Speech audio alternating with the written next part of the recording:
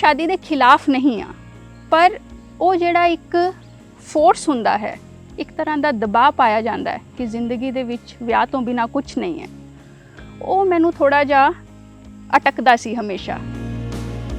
मैनू फिर झूठ बोलना पिया। मैं CCMB तो रिज़ाइन करन दा मन बनाया, पर मेरे अंदर हिम्मत नहीं सी कि मैं अपने घर वालियां नू दस दा, क्योंकि अगर घर वालियां नू दस दिंदी तो मैनू हैदराबाद लैन लई आ जाते कि चक्को अपना बोरिया बिस्तर और आ जाओ वापस, we will get you married. ठीक है, 22-23 साल की उम्र दे विच साडे समाज दे विच, साडे परिवारां दे विच लड़कियां दी शादी हो जाती। अजकल साडे वर्गे लोगों को तो गुस्सा बहुत जल्दी आ जाता है, असी इरीटेट भी बहुत जल्दी हो जाते हैं, बिकॉज साडे मन दे विच कुछ सैट टारगेट होंदे हैं।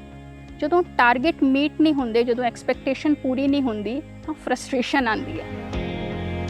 अगर मेरा मन उदास है, मेरे नाल 15 लेडीज़ हैं, मैं उन्होंने उदास नहीं कर सकती अपने मन के कारण। निराश होने आपा, पर हताश नहीं होना। ये मैं सीखा है सैमडोंग रिनपोचे जी तो, जेडे तिब्बत के प्रधानमंत्री रहे हैं।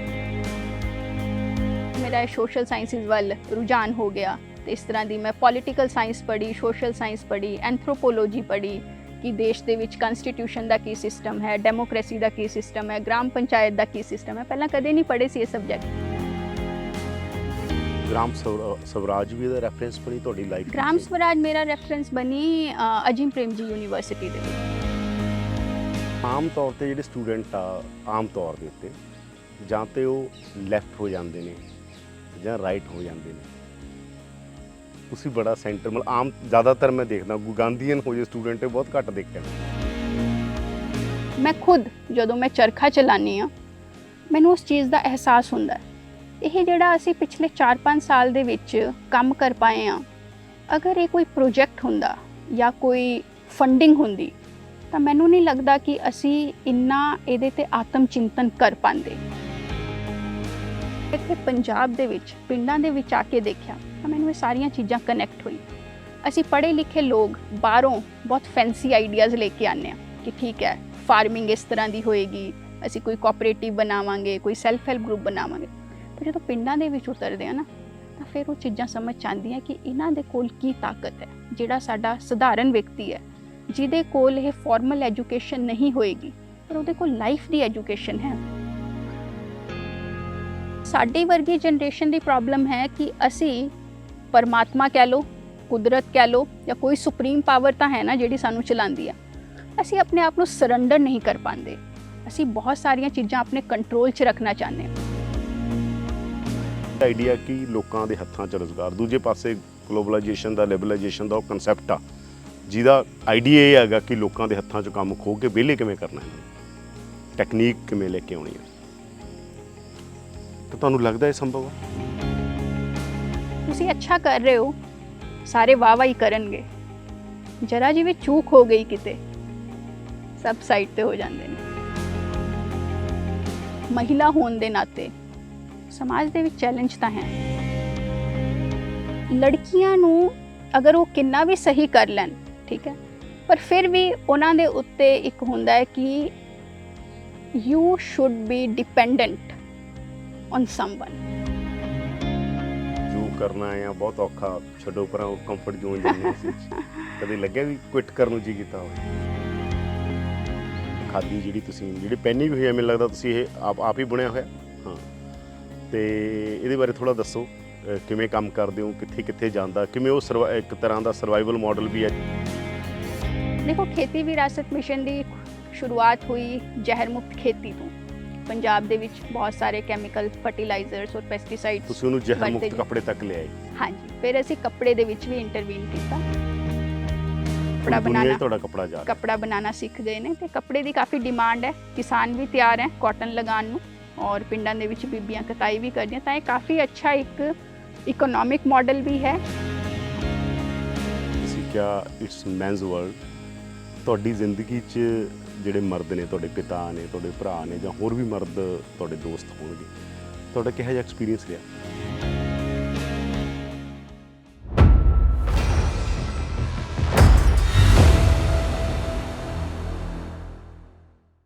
ਪ੍ਰੋ ਪੰਜਾਬ ਟੀਵੀ ਤੇ ਤੁਹਾਡਾ ਸਵਾਗਤ ਹੈ। ਮੈਂ ਹਾਂ ਯਾਦਵਿੰਦਰ ਸਿੰਘ। ਜਿਸ ਦੌਰ 'ਚ ਪੰਜਾਬ ਦੇ ਧੀਆਂ ਪੁੱਤ ਆਪਣੇ ਪਿਓ ਪੰਜਾਬ ਨੂੰ ਛੱਡ ਕੇ ਵਿਦੇਸ਼ ਦੀ ਧਰਤੀ ਤੇ ਜਾ ਰਹੇ ਹੋਣ, ਉਸੇ ਦੌਰ 'ਚ ਪੰਜਾਬ ਦੀ ਇੱਕ ਧੀ ਜਿਹੜੀ ਭਾਰਤ ਦੇ ਸਭ ਤੋਂ ਵਧੀਆ ਇੰਸਟੀਚਿਊਟ 'ਚ ਪੜ੍ਹਦੀ ਹੈ, ਵਧੀਆ ਥਾਂ ਤੇ ਨੌਕਰੀ ਕਰਦੀ ਹੈ, ਅਜੀਮ ਪ੍ਰੇਮ ਜੀ ਯੂਨੀਵਰਸਿਟੀ 'ਚ ਵੀ ਕੰਮ ਕਰਦੀ ਹੈ, ਉਹ ਪੰਜਾਬ ਦਾ ਰੁੱਖ ਕਰਦੀ ਹੈ। ਯਾਨੀ ਜਿਹਨੂੰ ਕਾਰਪੋਰੇਟ ਦੀ ਲੱਖਾਂ ਦੀ ਨੌਕਰੀ ਮਿਲ ਸਕਦੀ ਸੀ ਜਾਂ ਮਿਲੀ, ਉਹਨੂੰ ਛੱਡ ਕੇ ਪੰਜਾਬ ਚੁਣਿਆ, ਉਹ ਵੀ ਪੰਜਾਬ ਦੇ ਪਿੰਡ ਚੁਣੇ। ਅਸੀਂ ਜੈਤੋ 'ਚ ਬੈਠੇ ਹਾਂ, ਸਾਡੇ ਨਾਲ ਰੂਪਸੀ ਗਰਗ ਹੈ। ਤੇ ਗਰਗ ਜਿਹੜੀ ਕੌਮ ਆ ਜਾਂ ਕਹੀਏ ਬਾਣੀਆਂ ਬਾਰੇ ਪੰਜਾਬ 'ਚ ਇਹ ਕਿਹਾ ਜਾਂਦਾ ਹੈਗਾ ਕਿ ਬਾਣੀਏ ਤਾਂ ਬਿਜ਼ਨਸ ਕਰਦੇ ਨੇ, ਉਹਨਾਂ ਦੇ ਤਾਂ ਕੰਮਕਾਰ ਹੋਰ ਹੁੰਦੇ ਨੇ, ਉਹਨਾਂ ਦਾ ਸਮਾਜਿਕ ਕੰਸਰਨਾਂ 'ਚ ਕੋਈ ਬਹੁਤਾ ਰੋਲ ਨਹੀਂ ਹੁੰਦਾ ਕਿਉਂਕਿ ਉਹਨਾਂ ਨੇ ਤਾਂ ਕਾਰੋਬਾਰ ਕਰਨਾ। ਪਰ ਇਹ ਕੁੜੀ ਨੂੰ ਲੱਗਿਆ ਨਹੀਂ, ਪੰਜਾਬ ਦੇ ਵਿਸ਼ਿਆਂ 'ਤੇ ਮੈਂ ਕੰਮ ਕਰੂੰ, ਪੰਜਾਬ ਜ਼ਹਿਰ ਮੁਕਤ ਕਿਵੇਂ ਹੋਵੇ, ਪੰਜਾਬ ਦੀ ਖੇਤੀ ਕਿਵੇਂ ਠੀਕ ਹੋਵੇ, ਪੰਜਾਬ ਕਿਵੇਂ ਠੀਕ ਹੋਵੇ। ਰੂਪਸੀ ਗਰਗ ਪੰਜਾਬ ਆਉਂਦੀ ਹੈ, ਜੈਤੋਂ 'ਚ ਖੇਤੀ ਵਿਰਾਸਤ ਮਿਸ਼ਨ ਨਾਲ ਕੰਮ ਕਰ ਰਹੀ ਹੈ। ਗੱਲਬਾਤ ਕਰਦੇ ਹਾਂ। ਔਰ ਖ਼ਾਸ ਤੌਰ ਦੇ ਉੱਤੇ ਕੁੜੀ ਦੇ ਲਈ ਗੱਲ ਸਿਰਫ ਇਹ ਨਹੀਂ ਕਿ ਉਹ ਬਾਣੀਆਂ ਦੀ ਕੁੜੀ ਆ, ਉਹ ਕੁੜੀ ਵੀ ਹੈ। ਕੁੜੀਆਂ ਦੇ ਲਈ ਬਹੁਤ ਵੱਡਾ ਚੈਲੰਜ ਹੁੰਦਾ ਘਰੋਂ ਨਿਕਲ ਕੇ ਆਪਣੀਆਂ ਥਾਵਾਂ ਬਣਾਉਣੀਆਂ ਤੇ ਆਪਣੀ ਮਰਜ਼ੀ ਦਾ ਕੰਮ ਕਰਨਾ। ਜਿਹੜੀ ਤੁਹਾਡੀ ਆਤਮਾ ਨੂੰ ਸਕੂਨ ਦੇਵੇ। ਅੱਜ ਕੱਲ੍ਹ ਉਹ ਚਰਖਾ ਵੀ ਚਲਾਉਂਦੀ ਹੈ, ਅੱਜ ਕੱਲ੍ਹ ਉਹ ਖੱਡੀਆਂ ਵੀ ਬੁਣਦੀ ਹੈ, ਅੱਜ ਕੱਲ੍ਹ ਉਹ ਦਰੀਆਂ ਬੁਣਦੀ ਹੈ, ਬਣਵਾਉਂਦੀ ਹੈ। ਤੇ ਜਿਹੜੇ ਇੱਥੋਂ ਦੀਆਂ ਲੋਕਲ ਬੀਬੀਆਂ ਨੇ, ਸਥਾਨਕ ਬੀਬੀਆਂ, ਜਿਹੜੀਆਂ ਸਾਡੀਆਂ ਮਾਤਾਵਾਂ ਨੂੰ, ਸਾਡੀਆਂ ਦਾਦੀਆਂ ਨੂੰ, ਸਾਡੇ ਪੁਰਖਿਆਂ ਨੂੰ ਕਲਾ ਇੱਕ ਬਖਸ਼ੀ ਹੋਈ ਹੈ ਇਸ ਧਰਤੀ ਨੇ, ਜਿਸ 'ਚ ਦਰੀਆਂ ਨੇ, ਜਿਸ 'ਚ ਖੇਸ ਨੇ, ਜਿਸ 'ਚ ਫੁਲਕਾਰੀਆਂ ਨੇ, ਕੰਬਲ ਨੇ, ਉਹ ਆਪ ਬਣਾਉਂਦੇ ਰਹੇ ਨੇ। ਉਹ ਦੁਬਾਰਾ ਉਸ ਕਲਚਰ ਨੂੰ ਰਿਵਾਈਵ ਕਰਨ ਦੀ ਕੋਸ਼ਿਸ਼ ਕਰ ਰਹੀ ਹੈ, ਬਹੁਤ ਵੱਡਾ ਕੰਮ ਕਰ ਰਹੀ ਹੈ। ਰੂਪਸੀ ਸਾਡੇ ਨਾਲ ਆ, ਸਵਾਗਤ ਕਰਦੇ ਹਾਂ। ਸਵਾਗਤ ਹੈ ਰੂਪਸੀ, ਬਹੁਤ ਬਹੁਤ ਤੁਹਾਡਾ ਪ੍ਰੋ ਪੰਜਾਬ ਟੀਵੀ ਤੇ। ਸਭ ਤੋਂ ਪਹਿਲਾਂ ਮੈਂ ਇੱਥੋਂ ਸ਼ੁਰੂਆਤ ਕਰੂੰਗਾ। ਤੁਸੀਂ ਘਰੋਂ ਨਿਕਲਦੇ ਹੋ, ਪੜ੍ਹਨ ਜਾਂਦੇ ਹੋਗੇ, ਪਹਿਲਾਂ ਤਾਂ ਦੱਸੋ ਘਰ ਦੇ ਹਾਲਾਤ ਕੀ ਸੀ ਜਦੋਂ ਤੁਸੀਂ ਪੜ੍ਹਨ ਗਏ? ਉਦੋਂ ਤੁਹਾਡੇ ਟਾਰਗੇਟ ਕੀ ਸੀ, ਜਾਂ ਤੁਹਾਡੇ ਮਾਪਿਓ ਦੇ ਮਨ 'ਚ ਕੀ ਸੀ ਤੇ ਤੁਹਾਡੇ ਮਨ 'ਚ ਕੀ ਸੀਗਾ? ਸਾਡਾ ਪਿੰਡ ਪਟਿਆਲੇ ਜ਼ਿਲ੍ਹੇ ਦਾ ਤੇਪਲਾ ਪਿੰਡ ਹੈ। ਇਹ ਰਾਜਪੁਰਾ ਔਰ ਅੰਬਾਲਾ ਦੇ ਵਿਚਕਾਰ ਪੈਂਦਾ ਹੈ, ਪੰਜਾਬ ਔਰ ਹਰਿਆਣਾ ਦੇ ਬਾਰਡਰ 'ਤੇ ਹੈ। 10ਵੀਂ ਤੱਕ ਦੀ ਮੈਂ ਆਪਣੀ ਪੜ੍ਹਾਈ ਪਿੰਡ ਦੇ ਵਿੱਚੋਂ ਹੀ ਕੀਤੀ, ਸਰਕਾਰੀ ਸਕੂਲ ਦੇ ਵਿੱਚੋਂ। ਉਸ ਤੋਂ ਬਾਅਦ ਮੈਂ +1 ਦੇ ਵਿੱਚ ਨੌਨ ਮੈਡੀਕਲ ਲਿੱਤਾ ਔਰ ਬੀਟੈਕ ਕੀਤੀ ਬਾਇਓਟੈਕਨੋਲੋਜੀ ਦੇ ਵਿੱਚ ਕੁਰੂਕਸ਼ੇਤਰ ਯੂਨੀਵਰਸਿਟੀ ਹਰਿਆਣਾ ਤੋਂ। 2011 ਦੇ ਵਿੱਚ ਮੇਰੀ ਬੀਟੈਕ ਹੋ ਗਈ ਸੀ ਔਰ ਉਸ ਤੋਂ ਬਾਅਦ ਕੋਈ ਜੌਬ ਨਹੀਂ ਸੀ। ਮੈਂ 6 ਮਹੀਨੇ ਘਰ ਹੀ ਸੀ। ਤਾਂ ਮੈਂ ਇੰਟਰਨੈਟ ਦੇ ਥਰੂ ਅਪਲਾਈ ਕੀਤਾ ਕਿ ਮੈਨੂੰ ਕਿਸੇ ਲਾਈਫ ਸਾਇੰਸ ਦੇ ਇੰਸਟੀਟਿਊਟ ਦੇ ਵਿੱਚ ਕੋਈ ਇੰਟਰਨਸ਼ਿਪ ਮਿਲ ਜਾਏ। CCMB ਕਰਕੇ ਇੱਕ ਇੰਸਟੀਟਿਊਟ ਹੈ ਹੈਦਰਾਬਾਦ ਦੇ ਵਿੱਚ, centre for cellular and molecular biology. ਉੱਥੇ ਮੈਂ 6 ਮਹੀਨੇ ਦੀ ਇੰਟਰਨਸ਼ਿਪ ਕੀਤੀ ਔਰ ਮੇਰੇ ਘਰ ਦੇ ਵਿੱਚੋਂ ਮੈਨੂੰ ਉੱਥੇ ਕੋਈ ਵੀ ਭੇਜਣ ਲਈ ਤਿਆਰ ਨਹੀਂ ਸੀ। ਅੰਬਾਲਾ ਔਰ ਹੈਦਰਾਬਾਦ ਕੋਈ 2800 ਕਿਲੋਮੀਟਰ ਦੂਰ ਦਾ ਰਸਤਾ, ਔਰ ਸਾਡੇ ਪਰਿਵਾਰ ਦੇ ਵਿੱਚੋਂ ਪਹਿਲਾਂ ਕੋਈ ਵੀ ਇੰਨੀ ਦੂਰ ਨਹੀਂ ਗਿਆ। ਕੁੜੀਆਂ ਤਾਂ ਛੱਡੋ, ਮੁੰਡੇ ਵੀ ਨਹੀਂ ਗਏ। ਔਰ ਮੈਂ ਇੱਕ ਕੁੜੀ, ਦੀਵਾਲੀ ਦਾ ਟਾਈਮ ਸੀਗਾ, 1 ਨਵੰਬਰ 2011 ਨੂੰ ਮੈਂ ਹੈਦਰਾਬਾਦ ਪਹੁੰਚ ਗਈ ਸੀ। ਉਸ ਸਮੇਂ ਵੀ ਘਰ ਵਾਲਿਆਂ ਨੂੰ ਕਾਫੀ ਮਨਾਉਣਾ ਪਿਆ ਸੀ, ਪਰ ਚਲੋ ਇੱਕ ਵਾਰੀ ਮੈਂ ਉੱਥੇ ਗਈ। 6 ਮਹੀਨੇ ਮੇਰੀ ਇੰਟਰਨਸ਼ਿਪ ਹੋਈ ਉੱਥੇ। ਉਹਦੇ ਵਿਚਕਾਰ ਵੀ ਘਰ ਵਾਲਿਆਂ ਦੇ ਕਈ ਫੋਨ ਆਏ ਕਿ ਵਾਪਿਸ ਆ ਜਾਓ, ਵਾਪਿਸ ਆ ਜਾਓ, ਉੱਥੇ ਕੀ ਹੈ। ਪਰ ਮੈਂ ਉਹ 6 ਮਹੀਨੇ ਦੀ ਆਪਣੀ ਇੰਟਰਨਸ਼ਿਪ ਕੰਪਲੀਟ ਕੀਤੀ। ਉਸ ਤੋਂ ਬਾਅਦ ਮੈਨੂੰ ਉੱਥੇ ਹੀ ਆਫਰ ਮਿਲ ਗਿਆ ਜੂਨੀਅਰ ਰਿਸਰਚ ਫੈਲੋ ਦਾ। ਮੈਂ 6 ਮਹੀਨੇ ਘਰ ਵਾਪਿਸ ਨਹੀਂ ਆਈ ਸੀ, ਮੈਂ ਹੈਦਰਾਬਾਦ ਦੇ ਵਿੱਚ ਹੀ ਰਹੀ ਸੀ। ਔਰ ਮੈਂ ਸਭ ਤੋਂ ਪਹਿਲੀ ਵਾਰ ਉਸ ਸਮੇਂ ਘਰ ਤੋਂ ਬਾਹਰ ਨਿਕਲੀ ਸੀ। ਮੇਰੀ ਉਮਰ 20 ਸਾਲ ਦੀ ਸੀਗੀ 2011 ਦੇ ਵਿੱਚ। ਫਿਰ ਜਦੋਂ ਮੈਂ ਵਾਪਸ ਆਈ, ਫਿਰ ਵੀ ਘਰ ਵਾਲਿਆਂ ਦਾ ਦਬਾਅ ਸੀਗਾ ਕਿ ਇੰਨੀ ਦੂਰ ਕੀ ਕਰਨਾ, ਇੱਥੇ ਹੀ ਕਿਤੇ ਆਸ-ਪਾਸ ਇੰਟਰਨਸ਼ਿਪ ਹੋ ਗਈ ਹੈ, ਚੰਡੀਗੜ੍ਹ, ਅੰਬਾਲਾ, ਇੱਥੇ ਦੇ ਇਲਾਕੇ ਦੇ ਵਿੱਚ ਹੀ ਕੋਈ ਜੌਬ ਕਰ ਲਓ। ਮੇਰੇ ਲਈ ਖਾਲੀ ਉਹ ਜੌਬ ਨਹੀਂ ਸੀ ਜਾਂ ਖਾਲੀ ਪੈਸਾ ਨਹੀਂ ਸੀ। ਮੈਨੂੰ ਲੱਗਦਾ ਉਹ ਸੀਗਾ ਕਿ ਮੈਂ ਹੈ ਕੀ, ਮੇਰੀ ਪਹਿਚਾਨ ਕੀ ਹੈ। ਕਿਉਂਕਿ 20 ਸਾਲ ਦੀ ਜਿਹੜੀ ਉਹ ਉਮਰ ਸੀ, ਘਰ ਵਾਲਿਆਂ ਨੇ, ਰਿਸ਼ਤੇਦਾਰਾਂ ਨੇ ਜੋ ਕਿਹਾ, ਇਹ ਕਰ ਲਓ, ਇੱਥੇ ਪੜ੍ਹਾਈ ਕਰ ਲਓ, ਅਸੀਂ ਉਹ ਕਰ ਲਿਆ। ਜਦੋਂ ਮੈਂ ਹੈਦਰਾਬਾਦ ਗਈ, ਮੇਰੇ ਸਾਹਮਣੇ ਚੁਣੌਤੀਆਂ ਵੀ ਬਹੁਤ ਸੀ, ਐਸਾ ਨਹੀਂ ਹੈ ਕਿ ਚੁਣੌਤੀਆਂ ਨਹੀਂ ਸੀ। ਪਰ ਉਹਨੇ ਮੈਨੂੰ ਇੱਕ ਤਰ੍ਹਾਂ ਦੀ ਤਾਕਤ ਦਿੱਤੀ ਜਦੋਂ ਮੈਂ ਆਪਣੇ ਘਰ ਵਾਲਿਆਂ ਤੋਂ ਦੂਰ ਸੀ, ਕਿ ਸ਼ਾਇਦ ਮੈਂ ਅਕੇਲੇ ਵੀ ਕੁਛ ਹਾਂ। ਮੇਰਾ ਸਰੀਰ, ਮੇਰਾ ਮਨ, ਮੇਰੀ ਬੁੱਧੀ, ਔਰ ਮੈਂ ਅੱਗੇ ਕਿਵੇਂ ਇਸ ਸੰਸਾਰ ਦੇ ਵਿੱਚ ਵਿਚਰ ਸਕਦੀ ਹਾਂ, ਮੈਂ ਕੀ ਕਰ ਸਕਦੀ ਹਾਂ। ਉਹ ਮੇਰੀ ਯਾਤਰਾ ਸ਼ੁਰੂ ਹੋਈ। ਮੇਰੇ ਘਰ ਵੱਲੋਂ ਕੌਨਸਟੈਂਟ ਪ੍ਰੈਸ਼ਰ ਸੀਗਾ, ਮੇਰੇ ਭਰਾ ਵੱਲੋਂ ਖਾਸ ਕਰ।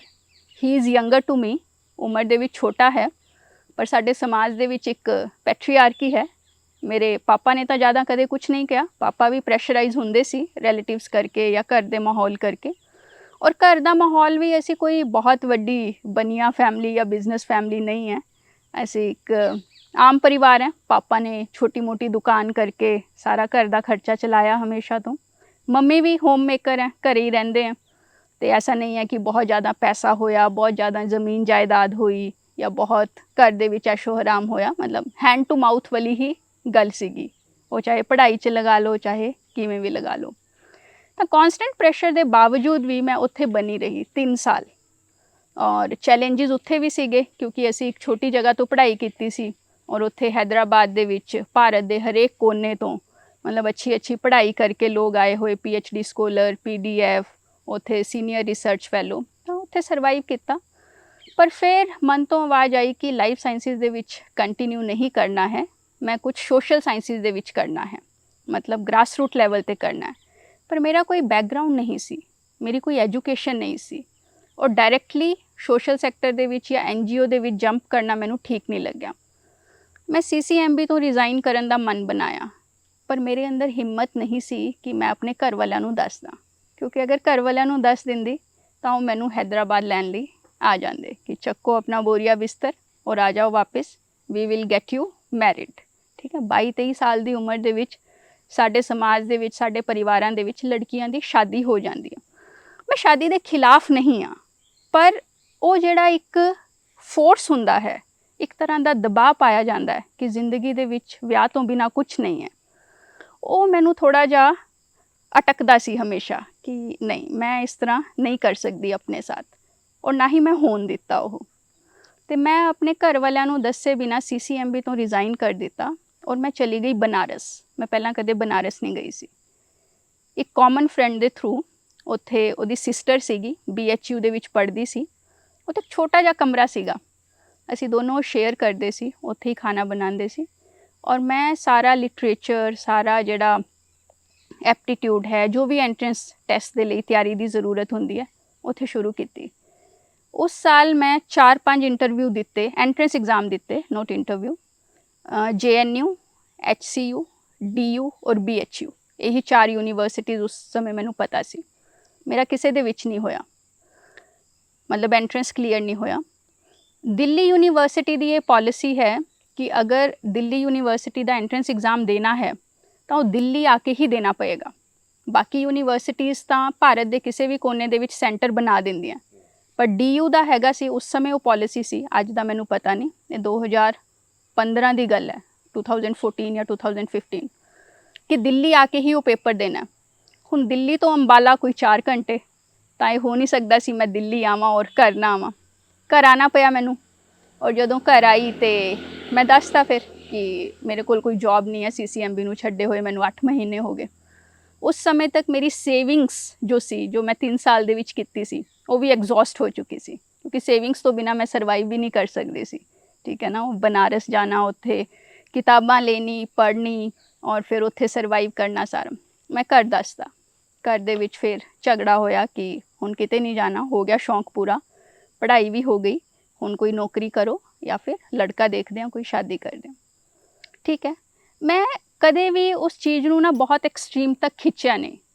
ਮੇਰੇ ਅੰਦਰ ਆਪਣਾ ਇਰਾਦਾ ਕਲੀਅਰ ਸੀ ਕਿ ਮੈਂ ਕੀ ਕਰਨਾ, ਤੇ ਹੁਣ ਘਰ ਵਾਲਿਆਂ ਨੂੰ ਕਿਸੇ ਨਾ ਕਿਸੇ ਤਰੀਕੇ ਨਾਲ ਕਨਵਿੰਸ ਕਰਨਾ ਸੀ। ਉਹਨਾਂ ਨੂੰ ਕਦੇ ਮੈਂ ਚੀਟ ਨਹੀਂ ਕੀਤਾ, ਦੇਰ ਇਜ਼ ਅ ਡਿਫਰੈਂਸ। ਮਤਲਬ ਚੀਟ ਕਰਨਾ ਕੁਝ ਸਮੇਂ ਲਈ ਠੀਕ ਹੈ, ਮੈਂ ਉਹਨਾਂ ਨੂੰ ਕੁਝ ਚੀਜ਼ਾਂ ਨਹੀਂ ਦੱਸੀ, ਠੀਕ ਹੈ, ਤੇ ਕਨਵਿੰਸ ਵੀ ਮੈਂ ਕਰਦੀ ਰਹੀ, ਪਰ ਉਹ ਕਨਵਿੰਸ ਵੀ ਸ਼ਾਇਦ ਬਹੁਤ ਅੱਛੇ ਤਰੀਕੇ ਨਾਲ ਨਹੀਂ ਹੋਏ, ਤੇ ਮੈਨੂੰ ਫਿਰ ਝੂਠ ਬੋਲਣਾ ਪਿਆ। ਮੈਂ ਉਹਨਾਂ ਨੂੰ ਕਿਹਾ ਕਿ ਹੈਦਰਾਬਾਦ ਦੇ ਵਿੱਚ ਮੇਰੇ ਕੋਲ ਇੱਕ ਜੌਬ ਓਪਰਚੁਨਿਟੀ ਹੈ, ਮੈਨੂੰ ਇੱਕ ਕੰਪਨੀ ਤੋਂ ਆਫਰ ਆਇਆ ਹੈ। ਹਾਲਾਂਕਿ ਮੇਰੇ ਕੋਲ ਕੋਈ ਆਫਰ ਨਹੀਂ ਸੀ, ਪਰ ਮੈਨੂੰ ਹੈਦਰਾਬਾਦ ਤੋਂ ਇਲਾਵਾ ਕੋਈ ਹੋਰ ਸਿਟੀ ਦਿਖ ਨਹੀਂ ਰਿਹਾ ਸੀ ਜਿਹਦੇ ਥਰੂ ਮੈਂ ਇਹ ਆਪਣਾ ਅੱਗੇ ਪੜ੍ਹਨ ਦਾ ਸੁਪਨਾ ਕਹਿ ਲਓ ਜਾਂ ਇੱਕ ਖੁਆਇਸ਼ ਕਹਿ ਲਓ, ਜਾਂ ਇੱਕ ਅੰਦਰ ਤੋਂ ਜਿਹੜੀ ਆਵਾਜ਼ ਆ ਰਹੀ ਸੀ ਉਹਨੂੰ ਪੂਰੀ ਕਰ ਸਕਦੀ ਸੀ। ਕਿਸੇ ਨਾ ਕਿਸੇ ਤਰ੍ਹਾਂ ਮੈਂ ਦੁਬਾਰਾ ਹੈਦਰਾਬਾਦ ਗਈ, ਉੱਥੇ ਮੇਰੇ ਕੁਝ ਕੰਟੈਕਟ ਸੀਗੇ, ਔਰ ਮੈਂ ਕੋਈ ਫੁੱਲ ਟਾਈਮ ਜੌਬ ਨਹੀਂ ਲੈ ਸਕਦੀ ਸੀ। ਮੈਨੂੰ ਪੈਸੇ ਦੀ ਜ਼ਰੂਰਤ ਸੀ, ਪਰ ਮੈਂ ਫੁੱਲ ਟਾਈਮ ਜੌਬ ਨਹੀਂ ਲੈ ਸਕਦੀ ਸੀ ਕਿਉਂਕਿ ਮੈਂ ਆਪਣਾ ਟਾਈਮ ਔਰ ਐਨਰਜੀ ਪੜ੍ਹਾਈ ਦੇ ਵਿੱਚ ਲਗਾਉਣਾ ਸੀ। ਅਗਰ ਮੈਂ ਨਾ ਪੜ੍ਹਦੀ ਤਾਂ ਮੇਰਾ ਕੋਈ ਐਂਟਰੈਂਸ ਟੈਸਟ ਕਲੀਅਰ ਨਹੀਂ ਹੋਣਾ ਸੀ। ਤੇ ਮੈਂ ਫਿਰ ਇੱਕ ਸਕੂਲ ਦੀ ਜੌਬ ਲਿੱਤੀ, ਕਿੰਡਰਗਾਰਟਨ ਸਕੂਲ ਸੀਗਾ ਬੱਚਿਆਂ ਵਾਲਾ, ਨਰਸਰੀ, LKG, UKG। ਉੱਥੇ 8 ਤੋਂ 3 ਦਾ ਟਾਈਮ ਹੁੰਦਾ ਸੀ, ਮੈਂ ਉੱਥੇ ਪੜ੍ਹਾਉਂਦੀ ਸੀ ਔਰ ਵਾਪਿਸ ਆ ਕੇ ਬੁੱਕਸ ਖਰੀਦੀ ਹੋਈ ਸੀ ਮੇਰੀ, ਮੈਂ ਉਹ ਪੜ੍ਹਦੀ ਸੀ। ਇਸੇ ਦੌਰ 'ਚ ਅਜੀਮ ਪ੍ਰੇਮ ਜੀ ਜਦੋਂ ਗਏ ਉਹ ਤੋਂ ਪਹਿਲਾਂ ਦਾ ਅਜੀਮ ਦੌਰ। ਪ੍ਰੇਮ ਜੀ ਤੋਂ ਪਹਿਲਾਂ, ਇਹ ਅਜੀਮ ਪ੍ਰੇਮ ਜੀ ਦੀ 2015। ਵੀ ਉਹਦਾ ਐਂਟਰੈਂਸ ਸੀਗਾ ਉਹਦਾ ਵੀ? ਹਾਂਜੀ, ਮੈਂ ਦੱਸਦੀ ਹਾਂ, ਇਹ 2015 ਦੀ ਗੱਲ ਹੈ ਕਿਉਂਕਿ 2014 ਦੇ ਵਿੱਚ ਮੇਰਾ ਕੋਈ ਐਂਟਰੈਂਸ ਕਲੀਅਰ ਨਹੀਂ ਹੋਇਆ ਸੀ। ਫਿਰ ਮੈਂ ਦੁਬਾਰਾ ਅਪਲਾਈ ਕੀਤਾ ਬਿਕੋਜ਼ ਉਹ ਮਾਈਂਡ ਦੇ ਵਿੱਚ ਕਲੀਅਰ ਸੀਗਾ ਕਿ ਕੀ ਕਰਨਾ ਹੈ। ਇੱਕ ਤਾਂ ਮੈਨੂੰ ਥੋੜ੍ਹੀ ਜਿਹੀ ਅਰਨਿੰਗ ਚਾਹੀਦੀ ਸੀ ਉਸ ਸਮੇਂ, ਜਿਹੜੀ ਉਹ ਸਕੂਲ ਦੀ ਜੌਬ ਤੋਂ ਮੇਰੇ ਕੋਲ ਆ ਗਈ। ਉਹ ਸ਼ਾਇਦ 7 ਜਾਂ 8 ਹਜ਼ਾਰ ਰੁਪਏ ਮਿਲਦੇ ਸੀ, 2.5-3 ਹਜ਼ਾਰ ਰੁਪਇਆ ਇੱਕ ਛੋਟੇ ਜਿਹੇ ਕਮਰੇ ਦਾ ਕਿਰਾਇਆ ਹੁੰਦਾ ਸੀ, ਬਾਕੀ ਖਾਣਾ ਪੀਣਾ ਹੁੰਦਾ ਸੀ, ਹੋਰ ਵੀ ਜਿਹੜਾ ਬੁੱਕਸ ਹੈ, ਫੀਸ ਹੈ, ਉਹਦੇ ਵਿੱਚ ਲੱਗਦਾ ਸੀ।